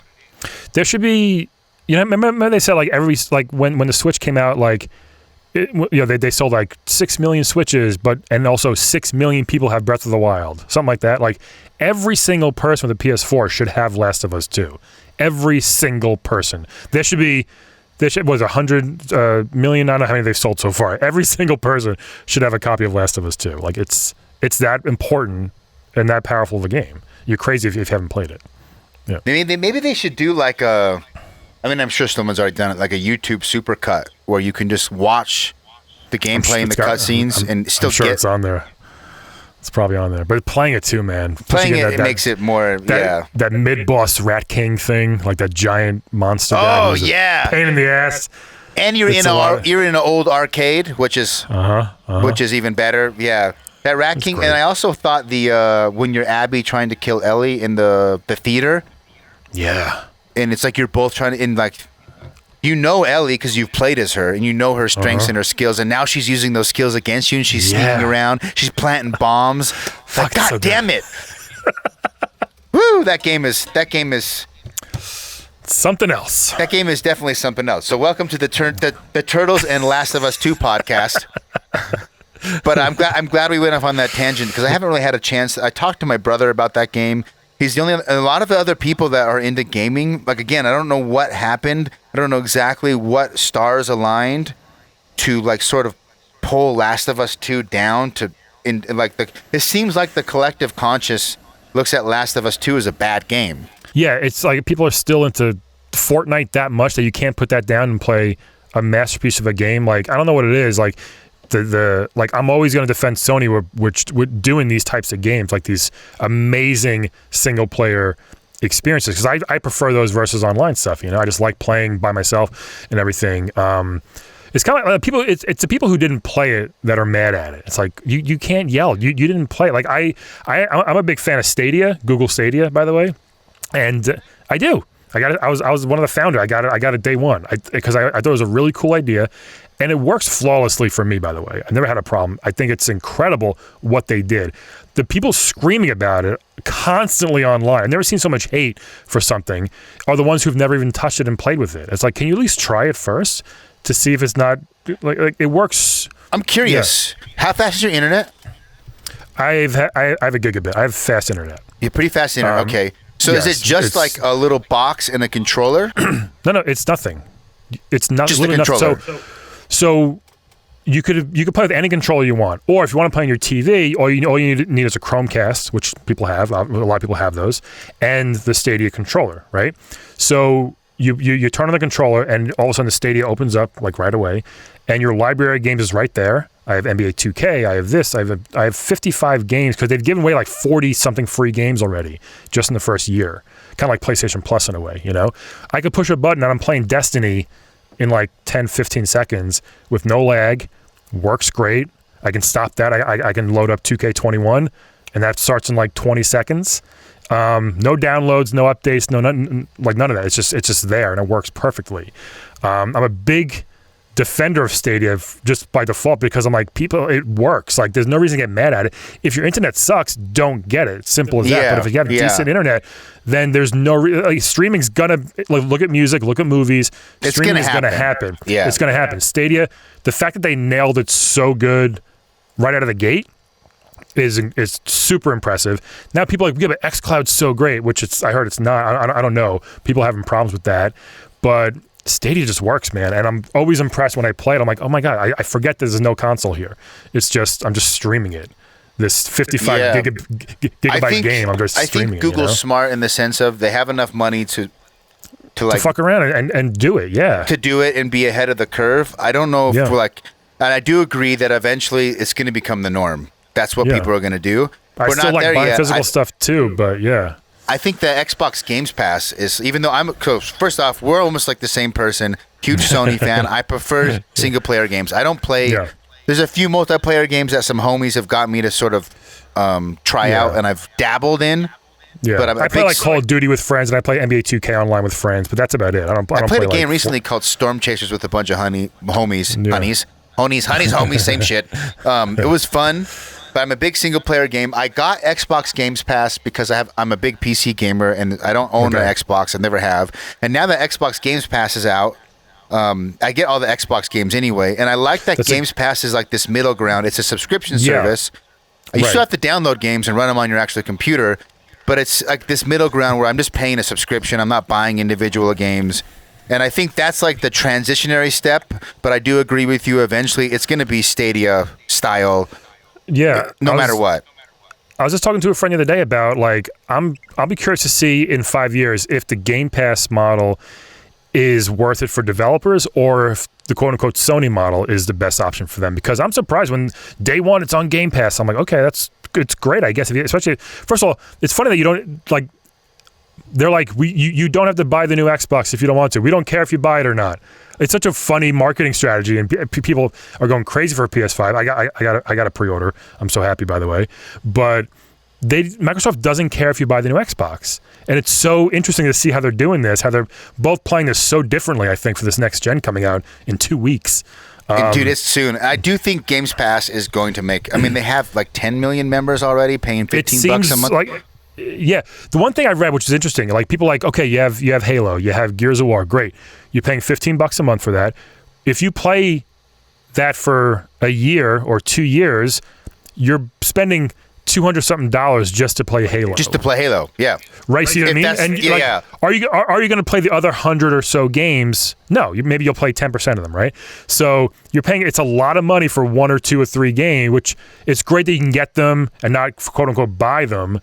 But I still like having it, the game, it's my type of thing. So they're two very different models, and I'm excited to see where they both go. I hope the Series X does well. I hope it does. I don't think it will, to be honest, because they're so like, if you want to buy it, whatever. We don't care. It's so weird. Meanwhile, Sony's like, you want this PS5. You want this so badly. And we do.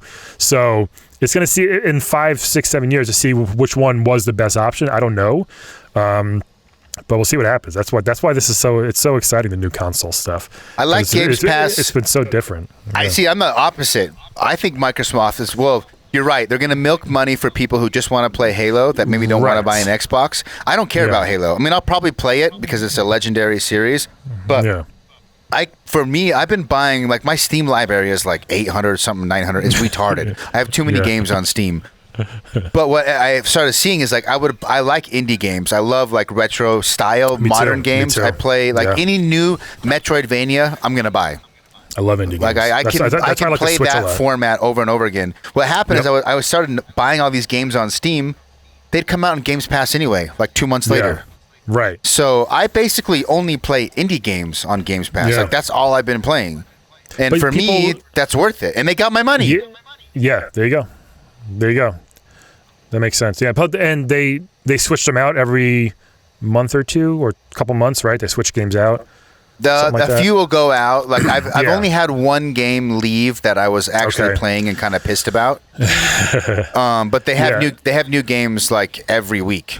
Yeah, that's cool. Yeah, like PS Now works good for me. It was pretty bad at first, PlayStation Now, but it finally works, and they're not adding as many indies, I feel like, or AAA games, which is it's fine, but hopefully they can kind of do a bit more with that.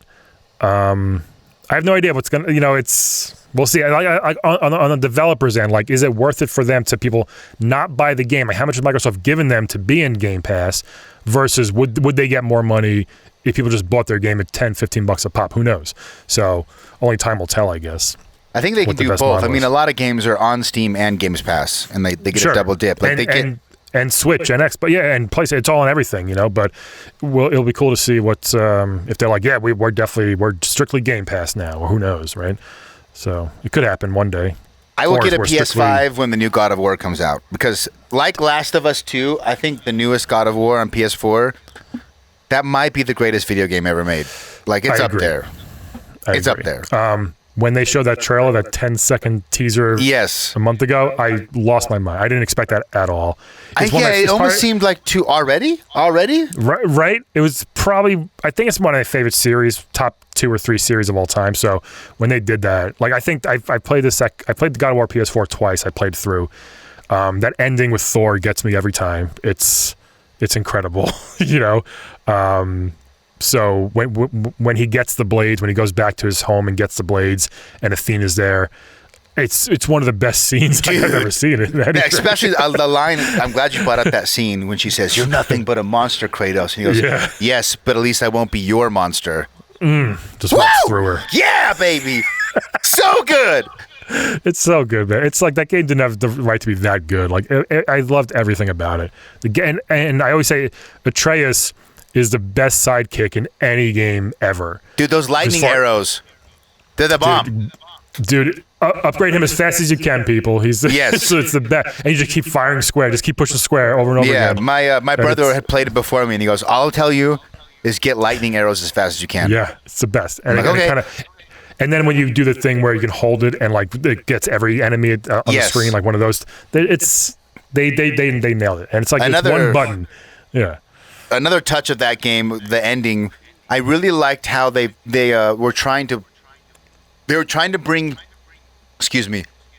together all like the sort of, what would you call, like gamification of the I'm having a brain fart. That's like an action game.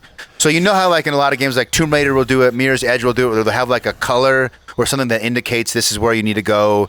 Yeah. Or like in Tomb Raider, like where you can jump and grab things, the wood will have like white paint on it. Ledge. Yeah. So in God of War, they have like those rune symbols, like those etched rune symbols on the ledges you can climb. And I thought like, that's cool. Like, okay, that's their version of sort of a visual cue of where you can go and where you can't go and where the ledges, what's explorable and what's not. I'm like, that's cool. They made it like rune etchings. That's a nice little touch. But at the end of the game, when they say they reveal that the mother has foresight and that they actually tied like a game design mechanic into the lore, and that she actually did all this to lead the way. It's like that so extra cool layer of like connecting everything together and make it that's like just one example of what makes that game so great. Yeah, like, and Sony always defends their first party games and the single player stuff. And I was reading something before where it's like, it's so funny. People just like, Microsoft has a bunch of studios now. They're going to kill Sony. It's like, hold on.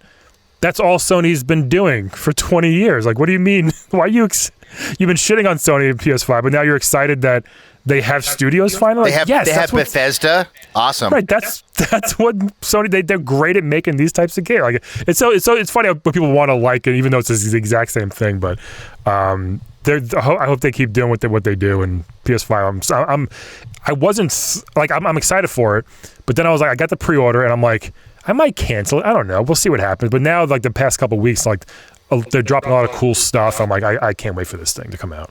I didn't get a pre-order. I homie did. It's hard. I will definitely, because for me, Spider-Man, Miles Morales, like I want to play it, but not enough to buy like a PS5 yet. There's nothing. I'm more into like. Go ahead. I'm more into like Astrobots and Bug Snacks and silly games like that. Like the Astrobot game for VR is one of the best games I've ever played. Yes. Astrobot Mission, dude, it's incredible. Not just VR. It's great in VR, but it's like a Mario game. Like it's fun. It's perfect. It's so like good. Mario. It's like Mario, Jack and Daxter, like Ratchet and Clank level, sort of that Pixar style platforming. Yes. Yeah. Yes. It's amazing. I played it in VR at a home. The same homie that has the PS5 pre-ordered. I almost bought PSVR because of Astro. Yep, it's worth it. It's just for that. It's so good. And there's a lot of cool PSVR games, obviously. I have a bunch, and there's some cool shit on there. So we'll see what happens this next console. But when I was playing Spider-Man 2, Spider-Man, I was like, is this better than God of War? This game's incredible. Like, I love Spider-Man. I thought it was so good. But then at the end of the day, it's like, God of War's a little better, I think. But Spider-Man, they nailed that, dude. It was so Spider-Man good. is really good. Horizon is really good. God of War is really good. Last of Us 2. I mean, they have Uncharted. Come on, IPs. It goes on and on. Yeah, Uncharted. It just keeps going. It keeps going, man. Woo! I got a little burned out on Uncharted 4. Like, not that the game's amazing, but just the formula. They didn't do enough. They didn't do enough changes. Yeah, I was just like, I get it. Drake is hilarious. He's witty. He's like that. He's Ryan Reynolds running around trying to be Indiana Jones. Sully was awesome. I did like the wench mechanic on the Jeep. Mm-hmm. Like that was kind of a cool new mechanic that wasn't in previous games. Obviously, Naughty Dog games. I don't know. I've always had this feeling, both playing Last of Us and all the Uncharted's, Last of Us 1 and 2. You go through these environments, and for some reason, Naughty Dog has the ability to make environments feel so much more dense and real and lived in. And I remember going through one of I forget what level it is on Uncharted 4, where you have to, you're like in the desert, you went yourself, and then you drive your truck through like the city on a chase scene. Yeah. And I'm like, dude, some poor bastard spent forever modeling this city to be so awesome for me to just whiz by it and not even pay attention. Like not even taking the sights. Like it's so detailed and so dense, and you don't even really like pay attention to it. Yeah, it goes by so fast. Yeah, I know exactly what you mean. That's funny. Yeah. they go like the extra mile on all those games. Did you play Lost Legacy, like the spin-off type of thing? I didn't, but I did play not Left Behind, the DLC for Last of Us 1, where you're in the mall. Yeah, it was awesome. I had never thought that I would connect with a fictional 12-year-old lesbian girl. Yep. But dude, I did. Me and her were like, okay, I get it. I get you 100%. Yeah. The Lost Legacy, the Uncharted one, was incredible. I heard it's so good. And it was like Chloe, 10, 11, right? 12 hours. Chloe and some other person? Yeah, it was like 10 to 12 hours, man. Like, it wasn't like a quick thing. Like, it was a full game. And it was so good. Yeah. They don't mess around. Yeah, Sony's the shit. I will get a PS5. I won't get an Xbox because I have Games Pass. Yeah, you don't need. Yeah, you won't need to. There are certain things that only come out for console on Games Pass, but not enough for me to change it. So it sounds like you went from 64 to. Well, you kind of skipped like the PS2. I know you had a PS3 because you were talking about God of War. Yeah, so you had PS2. I got a PS2 in 03, actually. I remember I didn't play games for like 3 or 4 years just because of college and my job. I didn't have time, so I kind of just stopped for probably like 3-4 years, right? I still had all my NES, Super Nintendo, and N64 stuff in a box in my parents' house. I remember one day, I think I was playing Grand Theft Auto with a friend somewhere. I was like, this is pretty cool. I think I want to get a PS2. Went to my parents' house, got all my Nintendo, all my games. It was like 70 NES, about 60 Super, and about 30 or 40 N64 games, every console. Put in a giant box, went to a GameStop. No. Said, no. Can I trade these in? And they're like, sure. They're like, wow, it's a lot of stuff. I sat there for an hour and a half while they scanned everything. My soul hurts. I left there with a PS2 and Grand Theft Auto 3. That's it. And I was like, great deal. And it's one of my biggest regrets. One of my biggest regrets. Every Nintendo game, they were all still in boxes. I kept everything pristine. I kept all the black holders, that the NES games came. Everything was great. And I just, for some reason, didn't have hindsight. I didn't care that I was going to miss these so much when I was 40. I regret the fact that all those games were probably worth 10x what GameStop gave you? 20x? At least. So I regret that so much. But I was like, whatever, I'll get a PS2. Sounds fun. The reason I feel your pain is I did the same thing, but with the PS1 collection. I had so the PS1 for me was like not my first console, but it was the console that I got at like 11 or 12, and I had a job working landscaping as a 12-year-old in the summer, so I actually had enough money to get games on my own.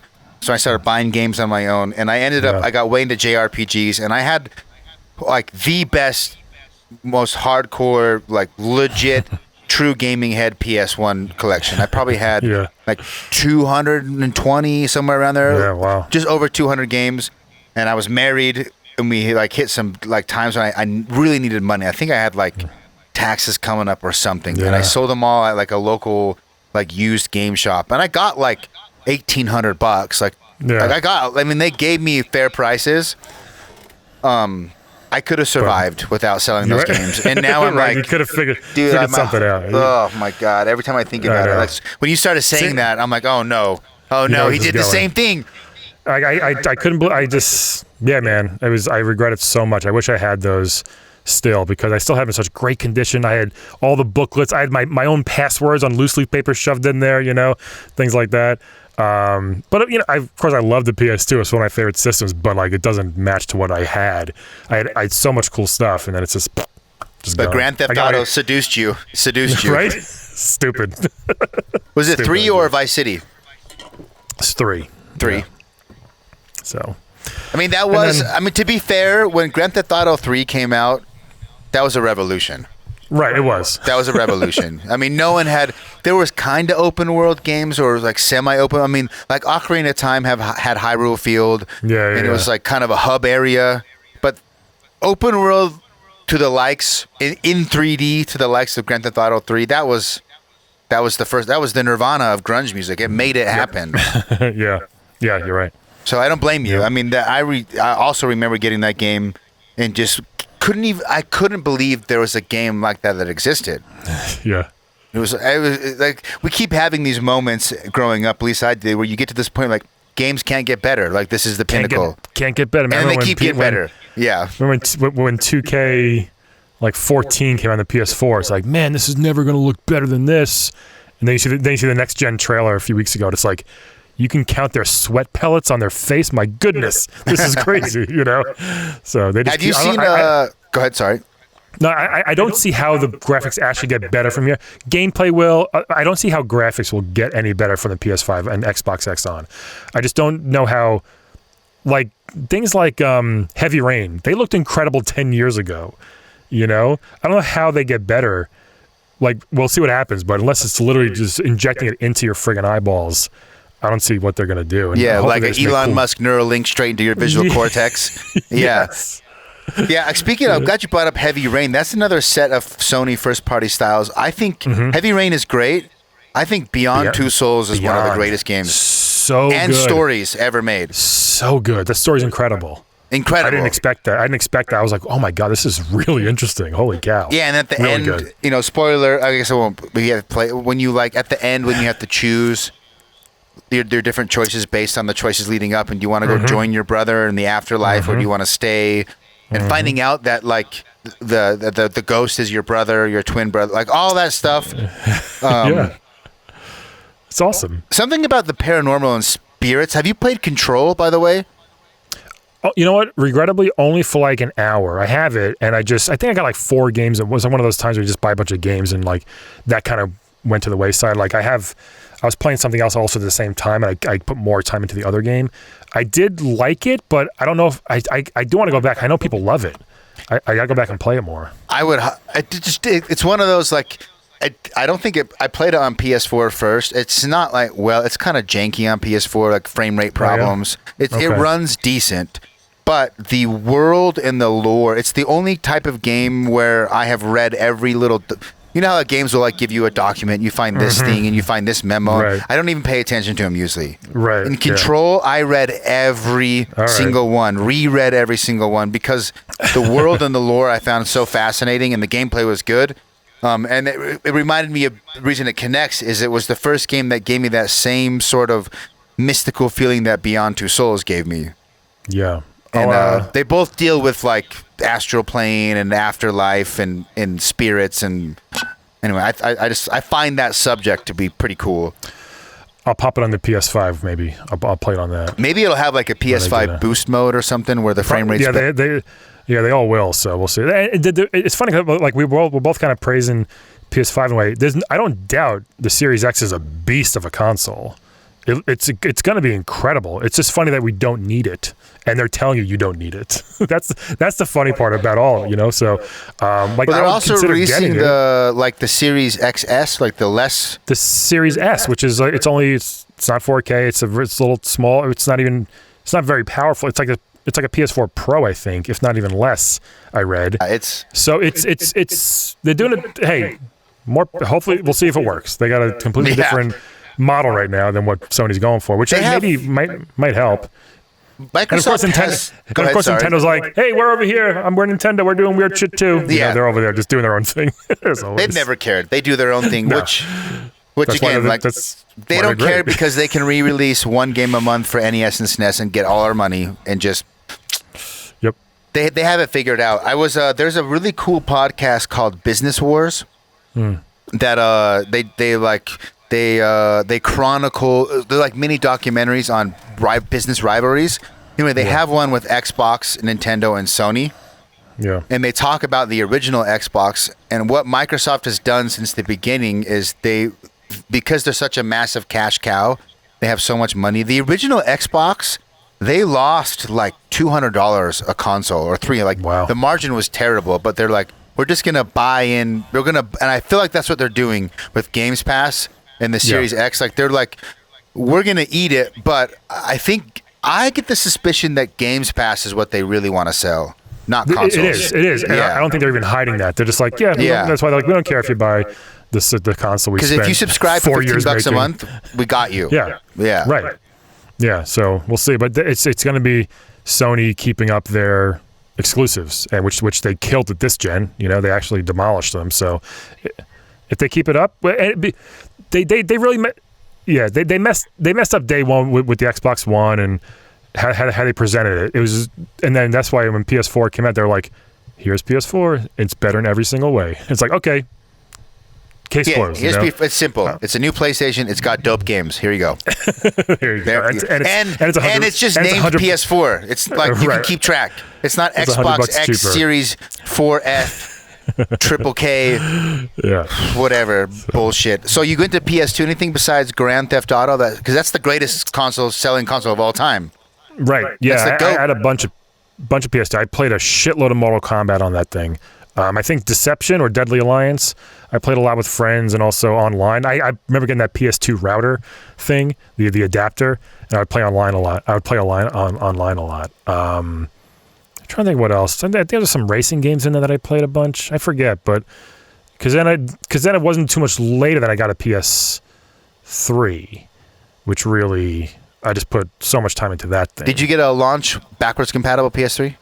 Yeah. Nice. But it wasn't. It was not backwards compatible. That one. It was a fat 60 gig, which eventually died after a couple of years, and I got the red God of War PS3 one to replace it. Which I still have. But yeah, the fat one. When I see that at cons or like retro store, like it's so big, that thing. It's Huge. funny how enormous that PS3 fat was. Yeah. Yeah, the PS3, the launch PS3 was a big one. I got the fat backwards compatible one, and I ended up killing. It ended up breaking down because who knows? Between the PS1 and PS2 and PS3 games, I got it just broke down and broke eventually. Yeah.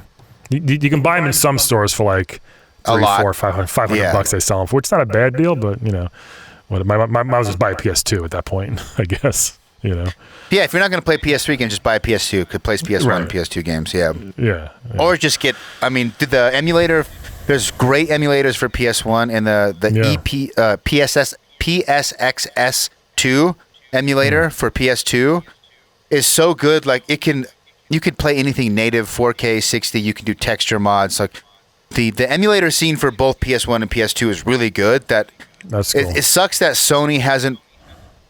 Like maybe with PS Now they're gonna have what I'm trying to say is one thing I don't like about Sony is I would pay money to play games quote legally and through the right channels if it was the best product, but the best product to play these old games is an emulator.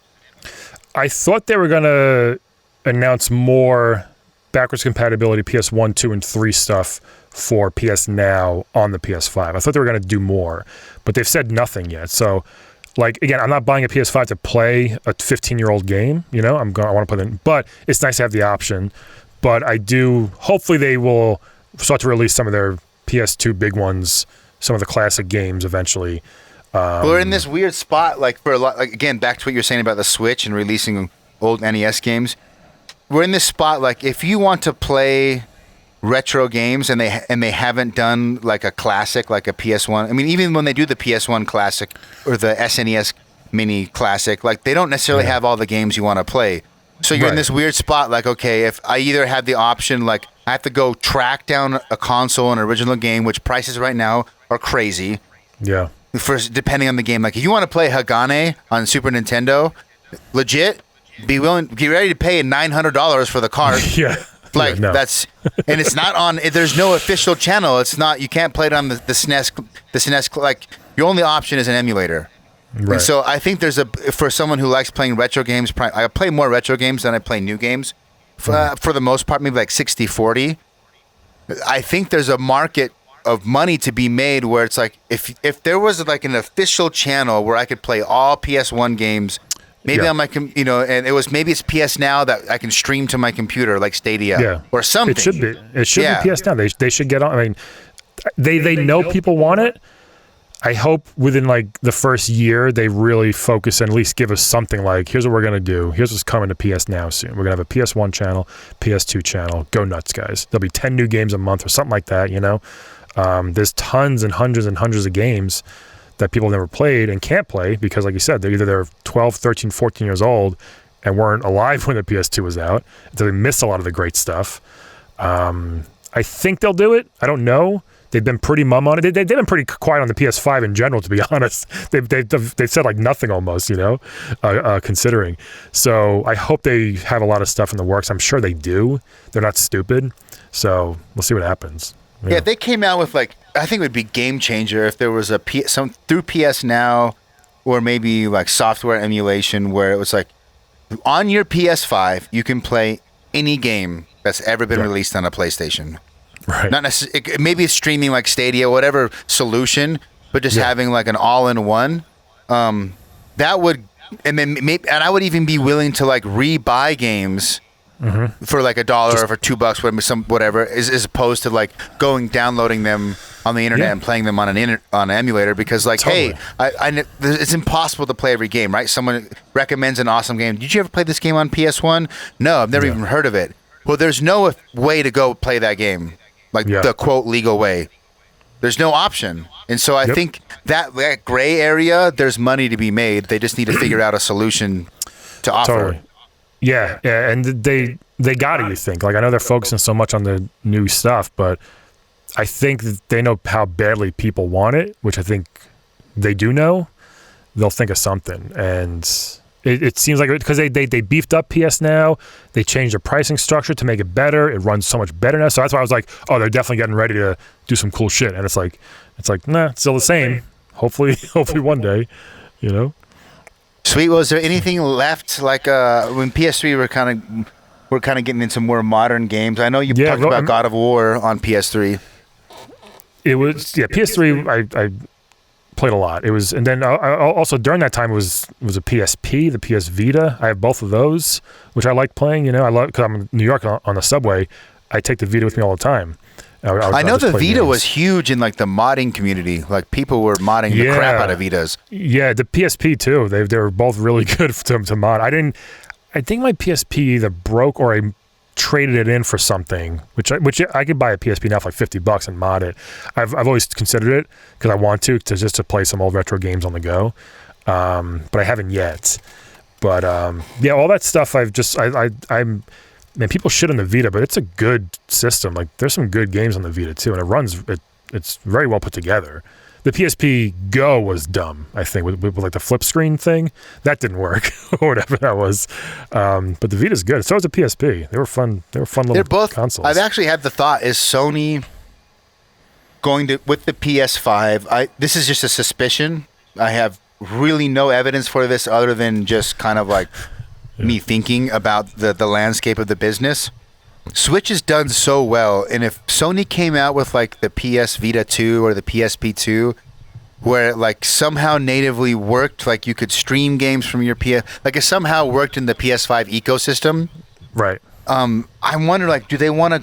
Because the handheld market is massive, and it's completely owned by Nintendo, 100%, and then phones, they haven't, right? You know what? Because Nintendo hasn't stopped doing it. Like Microsoft hasn't even tried, I think, handheld. Sony's tried, and they haven't gotten it super right, but Nintendo's just like, boom, DS, boom, 3DS, boom, Switch, most expensive, I mean, the most highest selling consoles ever. What do you got? And they're just like, they just keep hitting home runs with this, and everyone else is trying to do it. And it's like, what is it about Nintendo that everything they do almost we're gonna buy? Like, I don't know why they're so immune to everything else, because they're just like, we're Nintendo. We've been here since day one, and I think you're right. Any brand outside of Nintendo, Sony has spent all these years investing in first-party titles, right? And they have all these IPs, and they've built this giant brand. And I think that's partially why Nintendo does so well, because Nintendo's first-party IPs are timeless. They're going to put out a Mario every console generation till the end of time, and we're going to keep buying it. Yep. Right? Sony could do the same thing, and I think back to what you were saying about backwards compatibility in old PS1 and PS2. If there was like maybe with PS Now, you get the PS Vita 2, and it can play like every old Sony, maybe not PS5 games. I don't know. There's something there where, and I think Sony could take some of that market and the handheld market. I think they could. Yeah. The Vita, it was doing well, so they just stopped focusing on it. It seems like, you know, for whatever reason, I don't know why. Maybe developers weren't there, but they could put every indie game on a Vita, man. It seems like you don't need a 10.8 teraflops, you know, to play these indie games. To play Celeste, you can play it on anything. So I don't know. Yeah, Sony. I think part of the issue is, other than PlayStation, I don't think Sony's that profitable. And I think their cameras do well. I've read a little bit like their TVs aren't doing great. They're not the leader. Like PlayStation is their main thing. PlayStation keeps them afloat, apparently, which is crazy. Yeah. It's awesome, but it's also crazy. Back to that Business Wars podcast. They go deep into how the PlayStation came to be. And at the time, Nintendo, the Philips thing. The whole Philips CD thing, they had the Nintendo partnership that fell apart, and Nintendo publicly screwed them over at E3, like last minute. Last minute. It's They crazy. get into all that, man. I think the guy's name is Kaz Hirai. I can't remember the dude who'd been trying to make the PlayStation happen. And he was internally, I didn't know this until the podcast, and I'm also assuming they're right. I'm assuming they did their due diligence, but that there was a culture that in Japan and in the business world that video games were like low class. They were like below, right? And Nintendo started out as, I think they were a trading card company or something originally. In like the 1800s, yeah. Yeah, it's crazy. and they so they toys. Sony viewed video games as like kids' toy. It was like, dude, we're high-end electronics, not this little. And he had to push through years and years of sort of discrimination because video games were looked down on, and now ironically, that's where they make most of their money. Yep. So look at that. It worked. Good idea. It worked. That guy, I forget his name. I don't think it is. Kaz Hirai is someone else. I'm getting that name mixed. Miyamoto's Nintendo. Miyamoto's the Nintendo guy. Let me see. It is funny, like if that backstab never happened, we may not even be here right now. We may not have gotten PS1. Maybe Sony would have never even. Could have got a badass Nintendo, but that's about it. It could have got a cool CD Nintendo. Final Fantasy VII would have been on Nintendo. It would have changed everything. Yeah. Sweet, dude. Well, let's wrap it up. I want to, where can, so I know you do the Playable Characters podcast. Yes. Find it anywhere you listen to podcasts, playablecharacterspodcast.com. Also, and it's on every platform you can find it. It comes out every Monday, our new episodes. Every Monday? Yeah. Yep. Okay. And the spiel of that is you guys have real life, you guys have conversations with characters from video games, and it's comedy. Yes, it's all improvise and ad-libbed. It's very stupid and fun. We've had everything from like main guys like Bowser and Glass Joe and people like that. But also, my favorite thing is when comics come to us with ideas and pitch something like one of my favorite episodes is the guy who owns the car in the Street Fighter 2 bonus round. So we had that guy come on, and he's like, so I'm parked on the dock, and there's this karate guy just beating the shit out of my car, and it's such a funny episode. For episode 100, it was me and my friend Calvin. We were like commentating on a Super Smash Bros. Tournament right in front of us. So we had our past guests come on that are in Smash actually, then would come by like, oh, here comes the Wii Fit trainer, here comes Luigi, things like that. We have like a fighting game location scout, the guy that goes out and finds the pit of spikes and location where they fight. We had Mavis Beacon on once, which is a hilarious episode. The lady that teaches typing back in the day, remember her? She used to come with all the like Encarta, and the like every PC came with like a CD of like a dictionary, an encyclopedia, and Mavis Beacon. It was this lady who teaches typing. So we had her on once. We had a Resident Evil house cleaner, It's really fun. Oh, and Lucy Pohl, who plays Mercy in Overwatch, we had her on once. She played a receptionist at Castle Wolfenstein, who didn't really know Hitler's a bad guy at first. Yeah, it was a really funny episode. It gets like, and we always tell the comic, we don't know, like, don't tell us anything ahead of time. We don't know where it's going to go. Wherever you want to take it, we'll go along with it. So. Like we'll have a couple of questions, maybe like 2 or 3 planned ahead of time. Then we just see where it goes, and usually it goes to some pretty ridiculous places. And if the comic's good and quick, they'll kind of roll with whatever we say, and vice versa. So it's always really, really stupid and fun. One of my favorite ones also is even things you wouldn't expect is Crook from Donkey Kong Country 2, that alligator guy who throws his knife arm, like his boomerang hand. It's just a little regular enemy. It's KROOK from Donkey Kong Country 2. This girl, Katie Hartman, this comic, she's super funny. She played him, and it was just one of the funniest episodes because she played him so weird and ridiculous. And there's a lot of funny stuff in there. So each episode has so many funny moments. So I think check it out. The idea is awesome. Like, again, like I said at the beginning, like, look, there's plenty of podcasts out there that are news, current events, or they highlight certain games and do a brief history. Right. Retro Hangover does a great job. They go through games and they give you like a brief history, the development, cool stories. Patrick does like the books behind the games, and they get like, that's all been covered really, really well. Yeah. You guys the comedy angle and just finding weird things. Like, I was like a receptionist at Castle the Wolf. I can't stop thinking about that. Like the weird things a receptionist would see Right.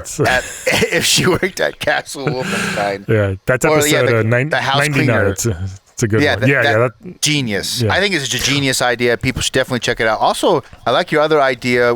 I'll get links from you to put it in the podcast description. Sure. But where can people find your reviews for the turtles? Yeah, check it. It's either YouTube, just search me, Brian McGuiness, or just put in Brian Reviews All the Turtles. They're also on my Instagram and Twitter, which is @LaughAtBrian. They're right there too. Also, one more thing with the podcast. We've done a bunch of live shows at like retro game cons in the New York area. So we've had I had a friend come on dressed up as like the fat Mega Man from the box art in the first game. Remember that? So we have a friend dressed up as that, like he had like a really weird gun, had like a pillow inside of him. We had Pokemon trainers. We had a guy play a crazy taxi passenger, like he just got dropped off, and he was like, "The hell just happened?" Yeah, so he was all disheveled when he came in. We had Luigi's Mansion's guests, who stayed at the mansion and everything. But we have a really good time. We have comics who want to dress up and have real fun and actually look like the character. Do it in front of an audience is a good time. How do you guys brainstorm the characters? Like you just like kind of sit and talk about games and spitball? We sometimes like I have a list of characters that I thought would be a good idea to have on, and then I'll ask the comic first. What games do you like? What are you familiar with? Do you have any ideas? And they'll pitch me an idea. Or if they don't have any, I'll be like, "Hey, how about this? How about like we had a couple play 2 residents in a rampage department that keeps getting so." And it was just so like we don't say anything ahead of time. We just say, "Here's the character. Wherever you want to go, take it, and we'll play along," And we always act like it's real, and we don't act too like, "Oh my god," So we talk like it's a regular talk show, and we're just talking to a giant dragon or a lizard like they're a real person. You know what I mean? So it's really ridiculous and stupid and funny. I've one of my favorite things I've done in quote unquote showbiz in the past 16 years. We've been doing this for about 3 years, so it's been super fun to do. Yeah, I'm like. Again, I just barely like this week realized what your shtick was because I'm stupid. I've had people not like one guy a few weeks ago. I had a Tony Hawk skater on, an old Tony Hawk skater, quote unquote, and the guy was like, "Yeah, so that guy seemed pretty wild." I'm like, "Well, it's fake." He goes, "Oh, I didn't know it was fake." Like he thought it was a real ex-Tony Hawk skater. I'm like, no, it's a comic playing that guy. So yeah. Yeah, I'm definitely going to be going through your backlog and finding premises that are funny. I'll be shouting you guys out. Sure I you think will. again, we've done almost every game you can think of by this point. So yeah. How many episodes have you done? 186 will be out tomorrow, which is Dirk the Daring from Dragon's Lair, the classic arcade Dragon's Lair. Oh, I remember. That's like the one of the hardest arcade games of all time. Yeah, Dragon's Lair. That was featured in Stranger Things, wasn't it? Weren't they playing Dragon's Lair? Probably, yeah. Yeah, that guy. There he is. Dirk the Daring. It's a really funny episode. Yeah. What's the... I guess you already mentioned your favorite one. Have you done one with Primal Rage? No. We haven't actually. Rampage made me think of Primal Rage because it also has a giant monkey that farts on people and burps. Yeah. We've had a few Street Fighter characters, a couple of Mortal Kombat characters, a couple Punch-Out. We've had Glass Joe on. We've had Soda Popinski on. Soda Popinski is one of the funniest episodes we've done as well. It's my friend Dave Rosinski, who's a really funny comic, played him, and it's just it gets batshit crazy. Soda Pop was very drunk the whole time, but it's a really, really good time. Yeah, he was supposed to be drinking vodka in the Japanese version, right? Yep. Yeah. It was like Vodka Drunkinski was his real name, but we had to change it to Soda Popinski over here, I think. Yeah. Sweet, dude. Well, I'll put all those applicable links in the podcast description. Thank you. Is it the Playable Podcast or Playable Characters Podcast? The Twitter and Instagram is @Playable Podcast. But the actual name is Playable Characters Podcast. Okay. And we have episode 200 will be out. It's a big one in February or March, around there. We're gonna do something big. Hopefully, we'll see for that one. Can you give us any hints on what it's going to be? I might do like a Where Are They Now type of thing for some of our past favorite guests to see what they're up to. So because the 100 was a Smash episode, which was a lot of fun. So this one we're gonna see what they're up to now, and gonna try to get some old classics and favorites back to do it. Yeah. Sweet, dude. I appreciate the time. Thanks for coming on the podcast. Playable Characters Podcast, Playable Podcast, Instagram, Twitter, Playable Characters Podcast. Mike Guinness, right? Brian McGuiness. Brian, why the fuck, dude? I smoke too much weed. You got to give me a little. a little leeway. I knew it was Guinness, like the beer. I was thinking Mike. I don't know where the fuck I got Mike from. It's all good. Brian McGuiness. Mm-hmm. Also stand up. You can find some of the. I did find the real Brian McGuiness, not the other guy on your IMDb. You've done some voiceover work. Yep. Comic, voiceover, comedy podcast, and Turtles collections. Yeah, man. You got it all, baby. All the important stuff. Yes, I think it's all the. Right, there we go. My wife not so much, but you can only focus on the end of the world in 2020 in politics before you go. You just got to take a break, enjoy some Turtles, enjoy some comedy. Only. Sweet dude. I'll make sure again I'll put all that stuff in the podcast description. Thanks for listening, and I'll see you guys later. Adios. Thanks, man.